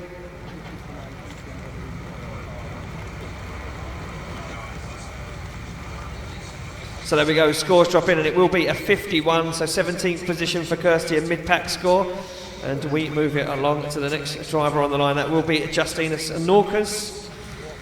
Unfortunately, Adam Charville not making it out into competition in that immaculately prepared VR38 Secret Works S15. Incredible car, unfortunately suffering a release bearing problem apparently. And look at this from Justin's autos. Oh, he's going to go off track again. Very wide. Very, very wide there. He held it together last time and he did get a score on the board, but that time was very wide. Now, will the judges deem that a 0 or they reward him with a score again? Judges saying in briefing that if you're one wheel over that white line into that hash marked area and the rest of the run is phenomenal, if you run all the walls and take the clipping points down, then they'll reward you. It won't be too many points knocked off, but if the rest of the run is very scrappy, then they are going to hurt your score. But not sure how they're going to see that one there with Justin Norcas. I've got a feeling that it's going to be classed as wheels off. I think you could be right, Sarah. I think I don't know. The rest of the run was good. So are they going to, you know, was it one wheel? From where we were sitting, it looked massive. It was more than one wheel off, so it will be a 0 there for Justin Norcas. Yeah, so it's not always easy for us to tell, is it? No, it's not From always. Part of the track for me is blind. We watch the monitor, as you can see, a big initiation there. And yeah, look at that. 2 wheels off circuit means a 0 for Justin Norcas. And nevertheless, he does find himself inside competition, and we move it along to Andy Frost. There she is. I was just waiting for that. And the noise of Jenny Knight down there jumping around like Tigger. Yeah, she's definitely got as much energy as Tigger. Oh, more I love than it. more. I love it. That's more what we energy. want here, don't we? We She want drank everyone all cheering of the Excite energy that we've got here. All of it. There's about a ton of it here, isn't there? There's a ton of it. So we're just waiting to get our track back together again after Justin Norcas decided to rearrange it. And we've just got to move the wall. He made some contact with the wall apparently, so we've just got to sort that out as Andy Frost sits on the line, patiently waiting to do his second qualifying run. We're just going to do a shout out to our sponsors while we're here. Massive thank you to Samco Sport, Yellow Speed Racing, Excite Energy, Simpson Motorsport, bringing the safety to drifting, OBP Motorsport, Corbo and Tarmac Sports. Obviously AM Details, keeping those cars clean but not in this weather unfortunately. Funk Motorsport on it, M-Tech Brakes, Hell Performance, Slide Motorsport and Competition Clutch. Because Sarah, without those guys we wouldn't be able to provide you with this free live stream and put on this amazing amazing show that we've got here this weekend, and those guys helping us out, these brands, you know, not only helping us out, but helping out a lot of our drivers. And I know Hell Motorsport have got a stand in our trade area. I went for a nosy earlier on. Yeah, go and see Steve get down there down and the there. guys. They've got some really cool stuff, oil cooler kits, and they're making brake lines. I think they're providing a free service to any of our BDC drivers. So if you rip a brake line off or you damage an oil cooler hose, go and see Steve and the guys. They were making free hoses for the drivers just to get them back out on track. What a service. That is amazing support. And they're not isn't round it? the corner. These guys travel from Devon to come here this weekend, so they travel for a long, long time to provide this service. And without companies like that helping us out and being part of this championship and moving this sport forward, it wouldn't grow in the way it does, and it wouldn't create future champions. And we was having a deep conversation last night in the bar area of who we think is going to be the next UK champion, or who is going to go from the UK in this year or the next year and represent the UK in Europe, because that's where it's at. That's a big scene. And can you tell me who you think? Or is this all a bit, well, you're going to keep it to it's a yourself little for now? bit controversial, Okay, keep it because to yourself for now. I can't, because I've put money on it again. There's been side bets placed, and I can't do that. So we go back to the start line. We give the thumbs up to Toby, our start line, our track manager here, and he will give Malks, our start line marshal, the thumbs up to go. And we do see Andy Frost come off the line in the new drive for 2019, the Fastar E92 M3, 2JZ under the bonnet. Oh wow! And unfortunately for Frost, he puts in a spin. I think that little weight on the start line threw his confidence ever so slightly. Yeah, I think it did. He's just finding his feet with this car though, and he's doing brilliantly. He's had a little bit of bad luck with his own, and it must mean the world to him to get out in this. Look, and have the support of the Fastar team behind him. He is such a nice guy. If you ever spent any time talking to Andy Frost, him and his missus Jenny, they're such nice people. And you know what? I felt so bad for him when he had multiple engine failures. He built a brand new car to come out this year, and he brought a brand new sponsor on board, and unfortunately that all went wrong for him, and it just looked to me like it was the end of his drifting career. And Farstar stepped in and they gave him a drive, and a 58 on his first qualifying run sees him in just outside that top 10 and 11 position, but he is going to qualify, so we are going to see him in competition later on. And yeah, seeing him get that drive, you know what, is put a smile on my face, that's for sure. Definitely. And how happy we are. Can you imagine how happy he is? Well, can you imagine how happy Jenny is? I know. Well, I can see when I walk past her, the smile on her face. Well, off the line we do see Dan Ball in this Nissan S15, Huxley Motorsport and a Dyno Talk from right here in Birmingham built this car together. This car running a Chevrolet Performance LSX 454 cubic inch 7.4 litre V8. That makes your diesel Corsa, Sarah, look like a starter motor. It absolutely does. Can I just slightly defend that it's not mine? But I think you're lying, because you keep telling me it's not your car, but I've seen you in it more times than I've seen you in any other car. Yeah, my actual own car wouldn't make it this far, so either way it's bad, isn't it? It's bad. So a very poor run there for Dan Ball. Maybe some issues with that car. We've seen the team down there at Skid Risk working endlessly trying to put that car together and fault find it, and they're dialing it in, and it will be a second 0 there for Dan Ball. So the end of the weekend there for that young man, and we move it along to the next guy on the line. It will be Darren Wiles. So Darren Wiles, as we said, paraslider. This guy paralysed from the waist down. He drives this drift car with just his hands. He astounds me. If you think well, that can be easy, I tell you what to do. Go to the Pro Drift Academy, set up, go and have a go at a drift car yourself, and Darren, see how hard it is with functioning legs. Yeah, with pedals as well, yeah. Exactly that. So Darren Wiles right now dials on some big angle as he navigates his way into outer zone 3. Does sacrifice to outer zone 3 though, and he's not going to find himself at the wall. See, he's found himself in the mid-line now. He's going to sacrifice 5 again. Nevertheless, Wiles is trying to do the best he can. Comes through the middle of the circuit, nice and deep into outer zone 6. On the centre there, and again shuts that car down and doesn't get to the wall, misses 7 and 8. It's going to be a scrappy run. I think it's going to be around the same sort of score, roughly. I'm just guessing. I'm not a judge. Yeah, well, I would probably agree with that. I would estimate about the same as and you, I wouldn't want to be a judge. I wouldn't want to be a judge. No, I'll leave that to them. That's a bad job. That's a hard job to do. It's an unforgiving job to do. So there we go. Judges liked it though, and a 30 moves Darren Wiles up to 28th position. Can he hold on to that spot? We're about to find out. So Paul Beachy, another driver sitting with a 0. Well, maybe it's me. I'll close my eyes, Paul, as he comes off the line in this immaculately prepared 11's S15. And Paul Beachy, what can he do right now? He just needs to put a lap in, and it's scrappy already in the middle of the circuit. The water engineer from Ramsgate in Kent, SR22 under the bonnet, almost tags the back bumper onto the wall. As Beachy now makes his way around the circuit, nice and close to the wall once again. A little dial off at the angle there. Representing Dynamic Detailing, Secret Works and APW Engineering, and Beachy just needs to put a run in and get it across the line. And he certainly does, but it's a scrappy run. Is it enough to find himself a place inside top 32? Scores drop in from our judges. Oh, and it's going to be very, very low. And there we go, look at that, 16 for Paul Beachy. It means he is in 30th position, so he literally is hanging on by his fingernails right now. But on the line, someone who's also outside that top 32 is James Matheson. James Matheson in this BMW E46 4-litre V8 under the bonnet 1UZ Toyota engine. Borrowed this car off his friend, Sarah. Oh, well, no pressure then. No pressure, but he's doing a very good job. There's a nice line there. Oh, but he's had to sacrifice the line ever so slightly. It just looks like the car didn't have the legs to get out to outer zone 2. And now he's got a massive understeer.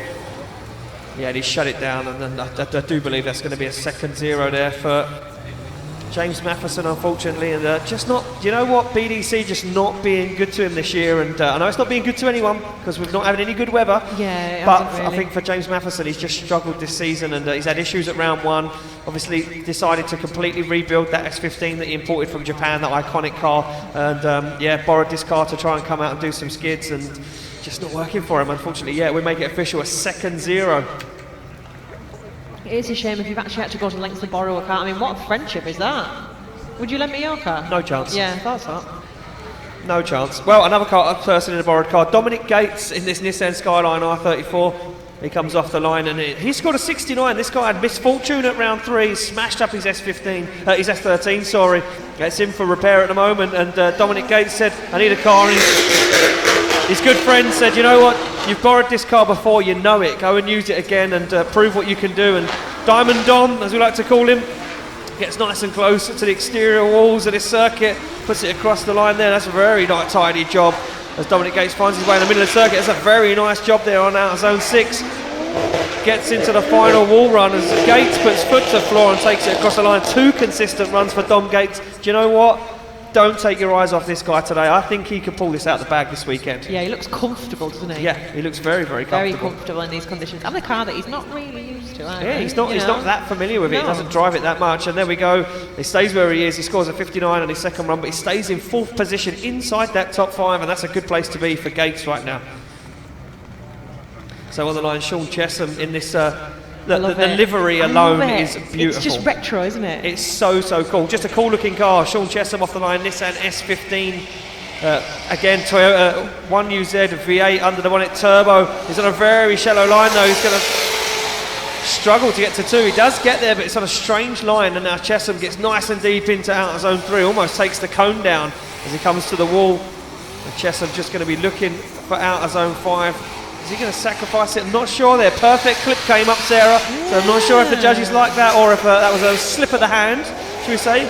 Gets into the final wall run to Sean Chesham. Looks like he's just shallow on 8 there. Takes it across the finish line. And, well, nevertheless, 2 good qualifying runs and 2 scores on the board for Sean Chesham.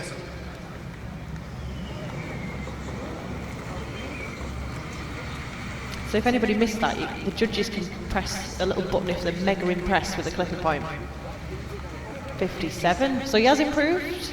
Yeah, so he has improved. Run, and he's in 15th position now, so that is safe. Yeah, he's moved himself up mid-pack score and move it along. Chris Wright now on the line. Chris Wright with a 34.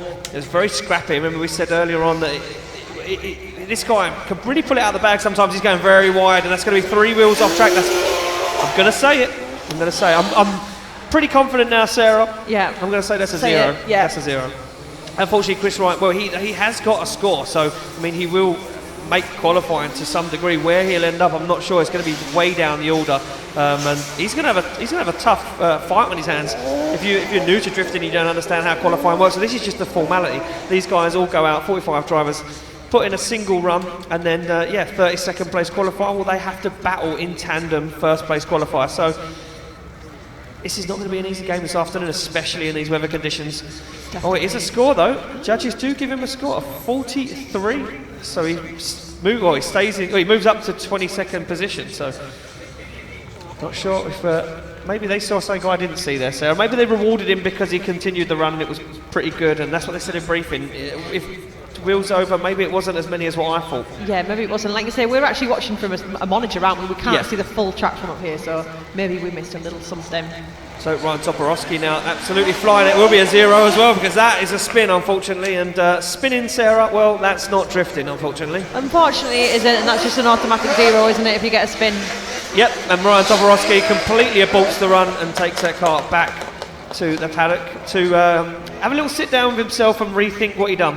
Yeah, he'll be a bit annoyed with himself now, won't he? Slightly, yeah, ever so slightly. He scored a 10 on his first qualifying run. He's in 31st place at the moment. That is so the danger zone. He's literally in the danger zone. So a 0 on his second qualifying run, and we move it along to the next driver will be Philip Hayden. Well, this guy, what can we say about this guy, Sarah? He just topped qualifying in his first qualifying run. He came out and said to all these guys on the paddock, that's not how you do it.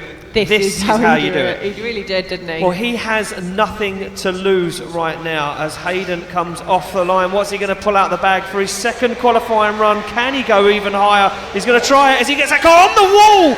Incredible from Philip Hayden as he gets nice and deep into outer zone 2. This is going to be the one. This is going to be the one as Hayden now transitions into 3, knocks the cone down. And he gets, Hayden! That was going to be the one. That was going to be the one, and he threw it all away on outer zone 4. And you know what? Grandstand and everybody here in attendance, give him a round of applause. That guy was just about to smash a 90-point run in probably the hardest weather conditions at the most difficult track that we have all season. You know what? We're talking about future stars of UK drifting last night, and I didn't even think about Philip Hayden. And that guy, you know what? He's just made himself a position in the top 5 of the best UK drivers out there. Let me tell you that. I think you're right. I'll believe you on that. He scored a 0 on the second qualifying run, but he stays where he is. Gutting, isn't it? Unbelievable. I was so holding close. my breath That was going to be it. That was a very exciting run there from Hayden. We move it along to Jamie Stevens. Now look, this guy's power steering failed. He went back. The Fastar team did it again. They pulled it out the bag. They changed the power steering pump, and Stevens now comes off the line. He's got it all to play for. He's going to be tentative. He's going to have reined this in. He's nice and wide though. This is looking good. Almost 1,000 horsepower under the bonnet of this car. And this car, previously owned and piloted by none other than Aramis Fiscalis. What a big understeer moment as he turned the steering wheel the opposite way. Sacrificed 4 and 5. Can Stevens hold this together and put a score on the board and get himself inside top 32? That's all he needs to do right now. Gets into the final 2 outer zones, and Stevens puts in a spin. And you know what? I thought he just had 40 foot to go. Not even that. It was literally just before. Look at that, hand out the window. Show some appreciation to Jamie Stevens, ladies and gentlemen. Just not having, the luck that he deserves. And Jamie Stevens, the heating engineer from Aylesbury in Buckinghamshire, V8 Turbo, representing Fastar, Secret Works and CWS Welding. Yeah, that car amazing. Off the line though is Danny Maguire. So Danny Maguire. The gym owner from Wigan, he's in the Skyline R34. Well look, he scored a 42 in his first qualifying run, and right now Danny Maguire is coming to take top of qualifying. Wow, takes down out of zone 3, gets nice and close to the wall. Look at this wall run from Danny Maguire as he gets nice and close again, takes the back light out of the car, and Danny Maguire is not messing around. A little wobble in the middle of the circuit, but Maguire keeps it together.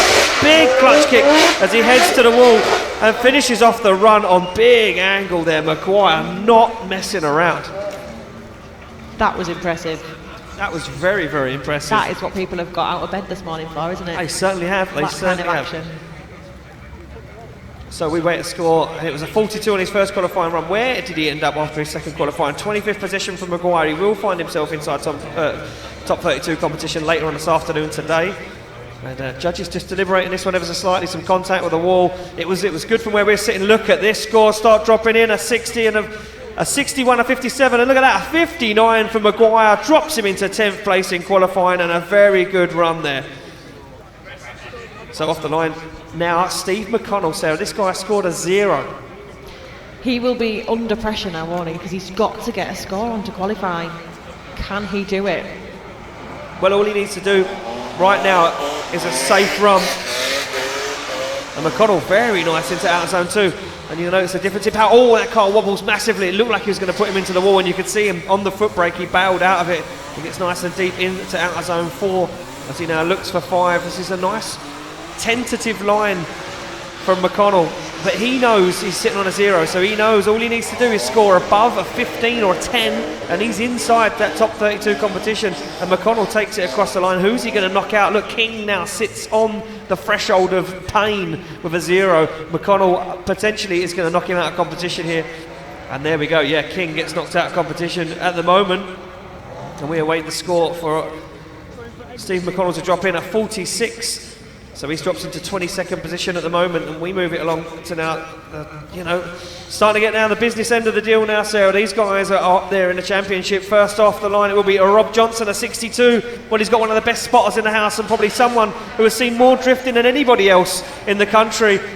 Mark Buckle down there helping him out. Look at the line from Johnson right now. This could do it. Big angle from Johnson as he navigates into 3. Wow! As the judges get on their feet, you can see Rob Johnson absolutely pedaling the car. A little wobble there, messes up his line, but he gets into 5. Can Johnson keep this going? He's had nothing but problems with his car. Clutch and gearbox out overnight to change the clutch, and a clutch brought down from Fast R to help Johnson out as he takes it across the line. Give him a round of applause, Birmingham, as Rob Johnson finishes up the run, and what a run it was. I think it's safe to say the crowd enjoyed that one. The crowd enjoyed. I enjoyed that one. Yeah, so did I. He's always exciting to watch, though, isn't he? He certainly is. He's inside the top 10 at the moment, representing Team Washloo. Where does Johnson coming in? Not as good. Yeah, those little wobbles, those misshifts on the gearbox. He stays where he is at 54 on his second qualifying run. Keeps him where he is in 7th position. But nevertheless, inside the top 10 in qualifying, we move along. This guy, he missed his first qualifying run. He changed the drive shaft in qualifying. So while these guys are out doing their qualifying runs, Stephen Fitzgerald is panicking, running around, changing a drive shaft. Freshly tuned car from Ireland. He drove over last night, drove all the way over through the night to get here for this event. This all comes down to this one run for Fitzgerald. Can he make it count? It's over. We get the thumbs up. We are ready to go. Stephen Fitzgerald sits on the line. And Fitzgerald, the managing director from Cullen in County Cork, S15, RB25 under the bonnet. And Fitzgerald with a big flick opposite entry, and Fitzgerald bringing that Irish style, and look at this from Fitzgerald! Absolutely on the perfect line there. As he transitions back, he's going to take clip 3 in the bag. Goes clip 3. Can he get out to 4? Just going to sacrifice 4 to navigate his way out to 5. And Fitzgerald gets to 5 comfortably. He transitions back now in the middle of the circuit to 6, and a very nice line. Little dab at a foot brake gets Fitzgerald onto the wall. Well, one run to get it done. Stephen Fitzgerald knocks it out of the park, and the judges showing their appreciation. Sarah, that is the Irish style. That is how you get it done. That is absolutely the Irish style. That is what I've learned about these guys. They come over from Ireland, and this is what they do. This is what they bring. Well, let me tell you something. He had one chance there, and he's done it. He's done it. And let me tell you something right now. The Irish are dominating all the way over Europe. They're dominating in America. They're dominating in the UK for the last few years. Stephen Fitzgerald bringing that style. Look, one run to get it done. And the scores drop in. Where does he land in qualifying? 5th place for Stephen Fitzgerald with a 69. Well deserved. Well deserved from the Irishman. He gave... That is all. That was do or die. It had to count right there. Matt Fountain sits on the line right now for his second qualifying run, a 57 on his first run. Well, HMS Fountain comes off the line in perfect weather conditions to dock at the clipping points. What can he do as Fitzgerald just blew it out of the park? Well, Matt Fountain says, whatever you can do, I can't do, because I'm just going to take it off track. And unfortunately for Fountain, a little bit too excited. Oh, and not only does he put it off track, he puts in a spin. Ladies and gentlemen, give him a round of applause. He comes past. And you can tell he's angry. You can tell he wanted to knock it out of the park. He would have just watched that run of Fitzgerald and said, I'm going to have a shot at that. That's the way you do it. That's how you do it. And unfortunately there for Fountain, we need to make it official. But I'm going to say that's a 0. And there, scores drop in. It will be a 0 for Matt Fountain, representing Walton Motorsport. He got a decent score in his first run. Yeah, he finds himself, he's inside top 32. We move it along now. Will Gibbs, this guy scored a 60 on his first qualifying run. Am I right in thinking this is the guy that's 17? Yes, I think it's yes. Well, you've got your information, Sarah, right in front of you. Why don't you just take a quick look? So Will Gibbs right now fires in. He's on a shallow line though. He's not going to wake it all the way out to the outside line. Yeah, you can see using outside zone 6 as a front clipping point as Will Gibbs gets himself into the final outer zones on the back end of the circuit and navigates his way around. Gets nice and close to the wall, almost makes contact with it. This is going to be weighed down the order. This is not as good as what we see on his first qualifying run. You can see Will's over the edge of the track there as Gibbs just getting those transitions timed ever so slightly wrong. And nevertheless, he does take it over the line. He will get a second score, but I think his first one's going to cement his place. He's 10th in qualifying at the moment, so he's inside top 10. So it's not a bad place to be sitting. And yeah, look at that, 47. He stays at where he is. This is definitely a young driver to watch, though, isn't he, Will Gibbs? He's 18, I checked. He's 18, not 17. He's had a birthday. Yeah, he's had a birthday. He's had a birthday. So Ash Jones, he sits on a 0 after his first qualifying run. Problems with the car, and only a 2.8, a straight 6 BMW engine under the bonnet, runs 150 shot of nitrous, and it looks like he's got it all turned on right now as he absolutely punts a cone from the boomerang. And you know what, I don't want to make a call on whether that is a 0 or not, because the judges have been rewarding people who've been pulling that off, and how many wheels they put off the edge of the circuit there. So we're going to see what happens here for Ash Jones as he's going to finish up this run. Sacrifices 8 and almost spins going across the finish line. You can see guys putting on a lot of angle there as they come across the line. It seems to be quite a slippy point of the track as well, more so than the rest for some reason. Yeah, the initiation and the exit of the circuit, they're like glass apparently. Yeah. It's so slippery, but the rest of the track is grippy. Very strange. Scores drop in, or will it be a 0 for Ash Jones? The judges are just discussing. Yeah, just discussing that one. I think it was to do with the wheels. I think it was to do with the wheels off the edge of the circuit. And like I say, from where we're sitting, from our camera angle, sometimes it looks worse than what it is. Sometimes it's only one wheel. Sometimes it looks like 2 wheels. That's it. It's quite hard for us to make a judgment. Yeah, and the judges, I mean, they've got a monitor in front of them that they can reference to for replays and whatnot. But if not, they look straight out of the front of the. We're technically on a tent on top of a van. Yeah, it feels like it sometimes. It's alright, it's fine. Not too windy it's stable. today. I trust the guys at Slide Motorsport that built this. They look straight out and they see it as it happens and they watch the action live on track. We obviously got a little bit of a time delay and camera angles. Yeah. You know, they say the camera, you know, it can sometimes show you things that maybe you didn't see or did see. Well, that's it. Sometimes we see things that the judges didn't see because of our angle, and quite often they see a lot more than we see. So, you know, we're telling people. Well, there we go. Score dropping. It will be a 0. second 0. So, yeah, they discussed that and made the call. Yeah, that's it. So, Nerigis is out now. Yeah, off the line comes Nerigis. Nerigis full send. I'm gonna rename him. Well, that was a full send. Right up onto the wall goes Nerigis as he puts the hammer down. You can hear him really bashing the rev limiter. That car must have had a cutout issue earlier on, because that's what he did last time, and then it cut out massively for him. He's going to put this almost over-rotated. He's going to keep in it, but he's got wheels on the inside of the track now. He's sacrificed those 2 outer zones. He's going to keep it together. Is Nerigis 65 on his first run, so I'm going to say safe inside top 32. But he would have gone for that top trumps run. He would have tried and gone to get up there in that top 10. That's what he would have wanted to do. Yeah, he's got the potential for it as well. I think he just overcooked it slightly, and obviously he's missed a couple of clips. But his first score was, you know, way up there, so he'll be safe in qualifying.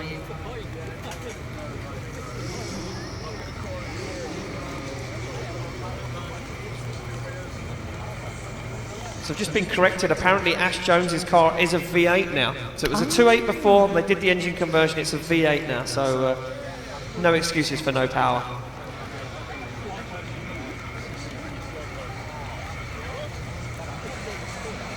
So I just missed Nerigis' second score. Nevertheless, Colgate is off the line. Lee Lawrence, as we mentioned earlier, had that impact with the wall, put that car over the edge of the circuit, and that is balancing on the edge of being a 0 there for Lee Lawrence. Oh, and it's big straighten down the bottom there. That car, I think Lee Lawrence's confidence has been massively upset, you know, hitting that wall, putting that car, the damage to the front of that car early in practice today. You know, the guys had to get to work and fix that car, and I think it shook Lee's confidence ever so slightly, because it's just not the same Lee Lawrence. That is not a Lee Lawrence qualifying No, run. absolutely not. I think you're right there, Ian. I mean, I've been out with Lee, and that is not what I was in. Do you know what I mean? He is normally so confident. Again, seat time, he knows the car so well. Oh, yeah, this isn't like him. No, Like him. I think that impact really upset him, Yeah. and yeah, he scored a 0 on his first qualifying run. He will score a score this time, but he is literally on the edge, and there are 2 guys left to go that are also on 0. So it's a nervous wait for Lee Lawrence at the moment as he scores and gets himself in, and we move back to the line where we will see Stu Jones. So Stu Jones now sits on the line. He's got a 25 on his last qualifying run. He is literally in 31st place, so he needs to better this to secure his position. As I said, 2 guys with 0s ready to go, so Stu Jones' opportunity to stay inside top 32 all hang on the balance of this qualifying run.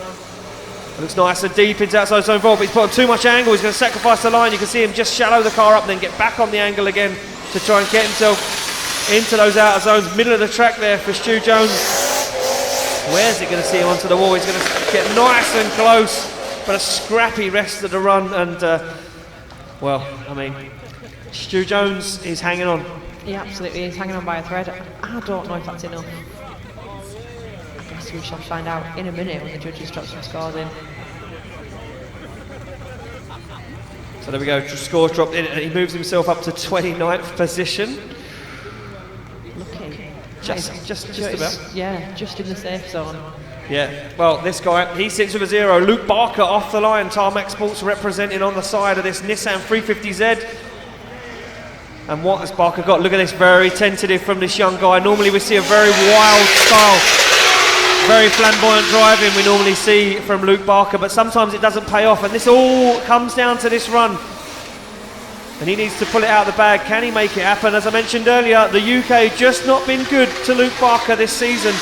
Had fortune in Ireland with many podium finishes, but unfortunately at the moment he comes back home and he's not having the same turn of fortune. He does put in a qualifying run, and Barker will get a score, but will it be enough? Will it be enough to claw himself up inside that top 32? Well, only the judges can determine that, Sarah. They can. I hope it does, because he deserves a break now. You know, every round he's got niggles with the car and other things that have upset. Wow, look at that. Not Brilliant. only does he better it, he jumps himself way up into 5th place with a 69. Perfect. So Luke Barker jumps himself into 5th place in qualifying, and we move it along to Ian Rutherford.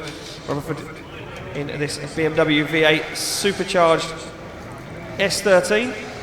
Sits in 8th place at the moment with a 64. So he's inside that top 10. He's feeling comfortable. This one's just, just to try and cement his place inside that top 10. He's going to try and go out there. Look at that, takes down out of zone 3. He gets nice and close to the wall, does Rutherford, and just the right amount of angle to keep that car on that perfect wide line. Nice and close to the outside zone 5 now. Good job there from Rutherford. This is looking better and better as the run goes on. He seems to be pulling it out of the bag and really throwing a style at it, but he sacrifices 8 at the final part of the track there, but a very good run nevertheless.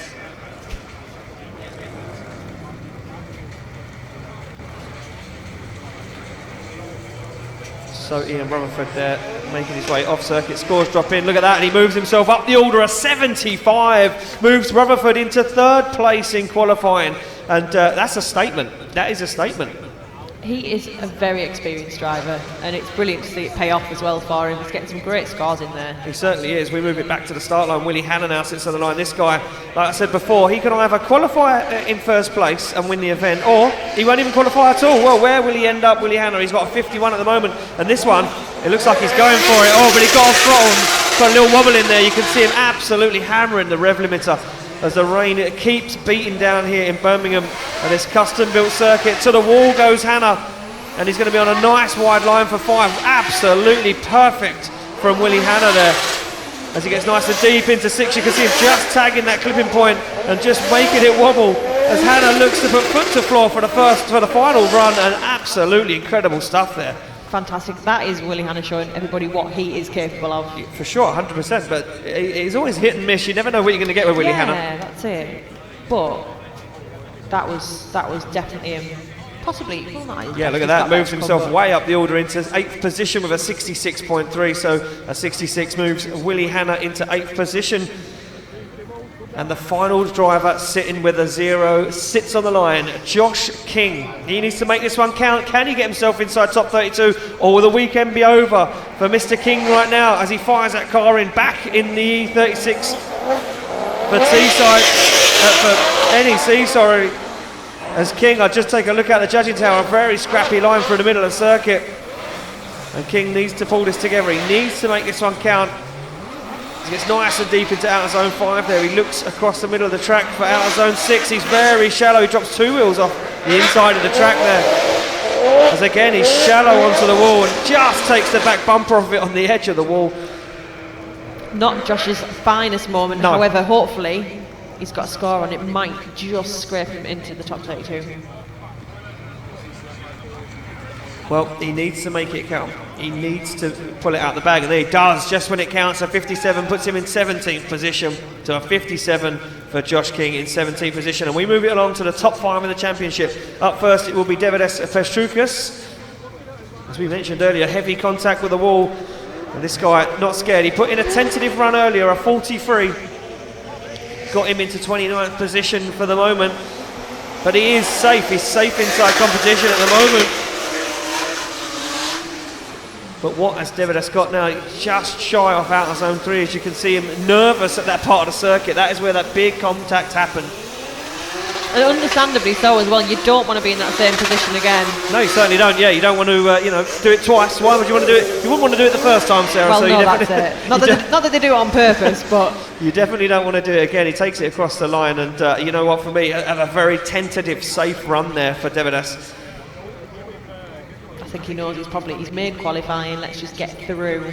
Yeah. Keep the car in one piece. Yeah, he's got himself just about 29th position. He's just inside top 20, top 32, and he stays where he is. A 40 on his second qualifying run. He doesn't better his first run. Paul Cunnington now, he sits on the line. A 41 on his first qualifying run.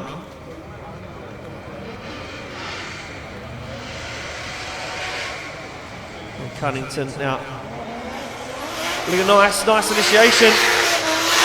Just slowly made his way up to those outer zones and back onto the outer line. And Cunnington, like I say before, always the bridesmaid in the Pro-Am class, never manages to make it to the podium. And Cunnington, yeah, looks scrappy in the middle there, just wavering a little bit. Looks like he's just really trying to get this dial, just trying to better his position inside top 32 to make his life easier in battles. And had moments there that were looking really good, but unfortunately some of it was just very scrappy. Yeah, just a little bit untidy, wasn't it? But again, I think he's got himself through, and that is what it's all about with qualifying. Get yourself through, and maybe he'll come into his own in the battles. I've got a feeling that's what's going to happen. The judges enjoyed that one. A 53 for Cunnington moves him into 26nd position for the moment, and we move it along to the top 3 of our championship at the moment. Cole Farrar leads out the pack. What can he do? A 43 on his first qualifying run. He would have watched the rest, and he knows he is going to have to do something really good here to get way up in the order. And a fast initiation, but he's going very fast. Just takes that cone, and yeah, he shuts it down. That's a huge straighten in the middle of the circuit, and I'm going to go as far as saying that's potentially a 0. It's a prolonged amount of straightening, Sarah. That's an unchaseable, it's unchaseable. Yeah, it would be unchaseable, wouldn't it, in a battle? And I think he came off too much as well. I think that's possibly too many wheels off. Yeah, and you can see that cone there almost on the wall. And you can see him again. I mean, that potentially could be a 0 again, because that line that he crossed before the finish line, that is the edge of the circuit. As you can see, Cole Farrar just putting on a bit of a show down there, having some fun as he finishes up and goes back to the paddock. Yeah, so a 0. And he will stay in 30th position. So look, the guy topped the podium at the last event. He's almost out of qualifying. He's got some work to do this afternoon. We've got 2 more guys to go. Louis Edwards now sits on the line with 57 on his first qualifying run. And you know what? He'd be looking confident if he moved up. He's very consistent, and we mentioned consistency earlier. We say that's the key. Off the line, young Louis Edwards now makes his way down this BMW E36. A little flick initiation there, but he's not on that perfect wide line. He does manage just to work his way out there, but not out there as early as what we'd like to have seen. Fires that car in, and yeah, an over rotation as he gets into 3, because he's just carrying too much pace down into outer zone 3, so that will be a 0. Luckily for Edwards, he put in a good run on his first one. Otherwise that would have been the end of the weekend for that young man.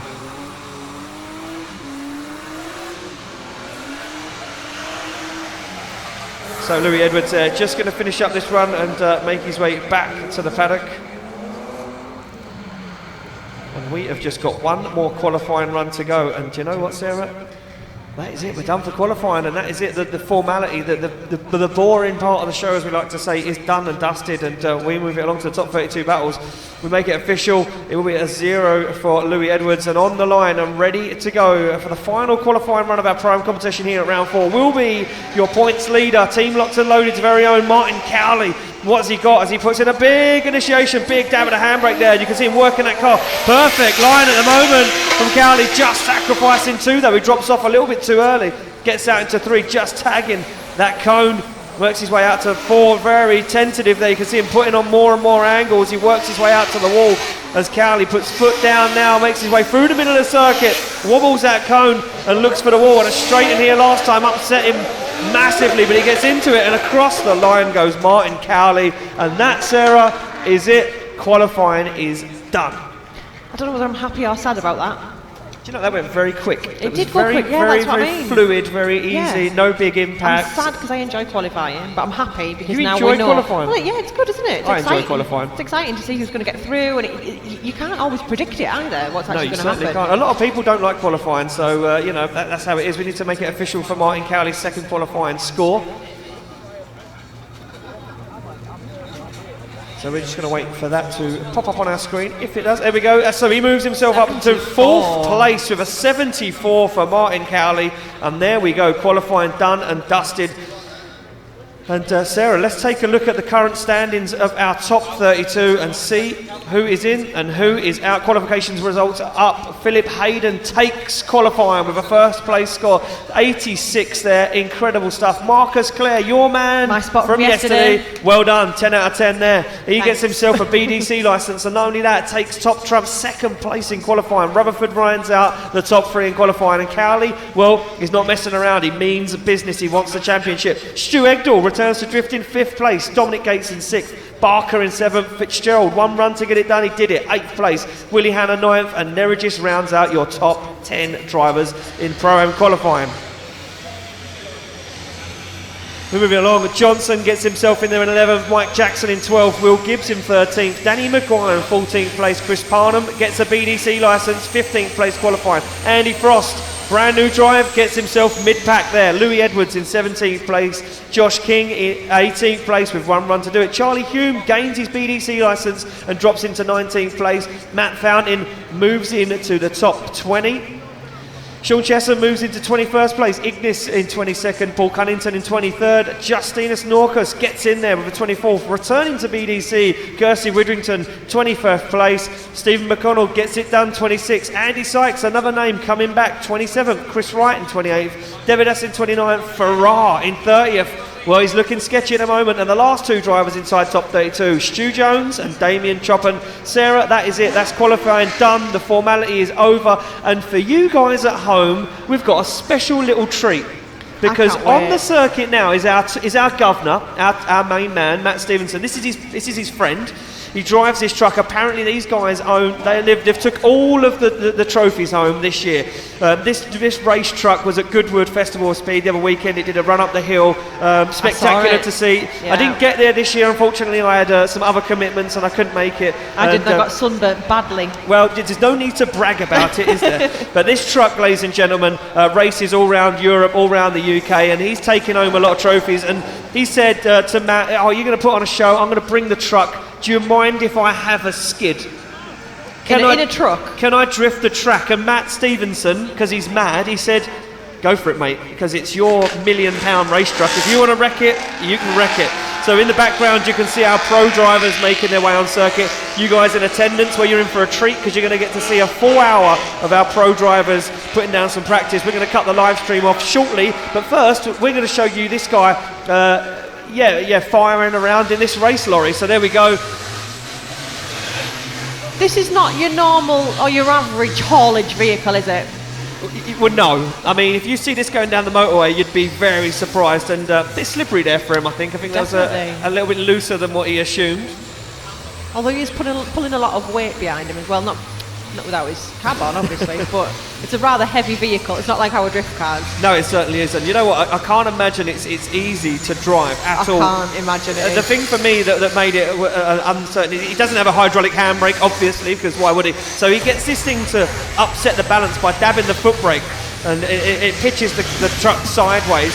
Not only that, look at the front wheels. When he turns on lock, they gain positive camber. Yes, so the wheels turn out. Yeah, look at that there. You can see. So it's very, very strange to see, and obviously the front knuckles and the front suspension on this car doesn't react like the way our drift cars do. Yeah. But must be very difficult to drift. But nevertheless, he's not messing around, Sarah.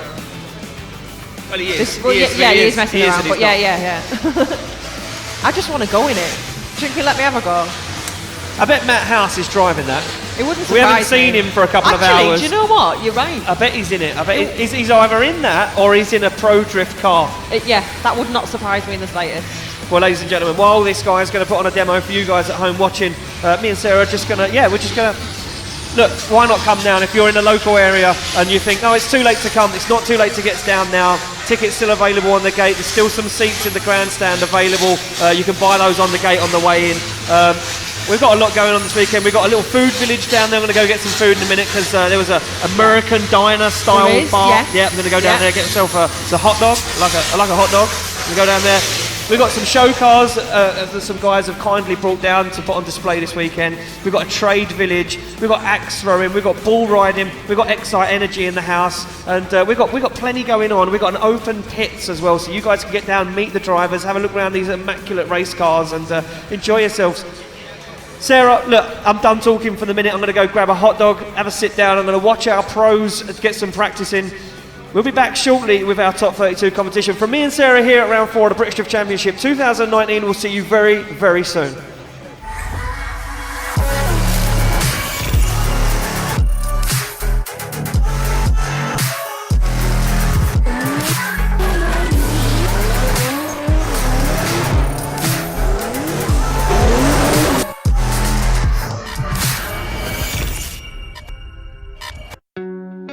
We are Funk Motorsport, your heat management specialists. Based in the UK, we strive for perfection, developing thermal products trusted by professional race teams and drivers worldwide. Performance, protection, reliability.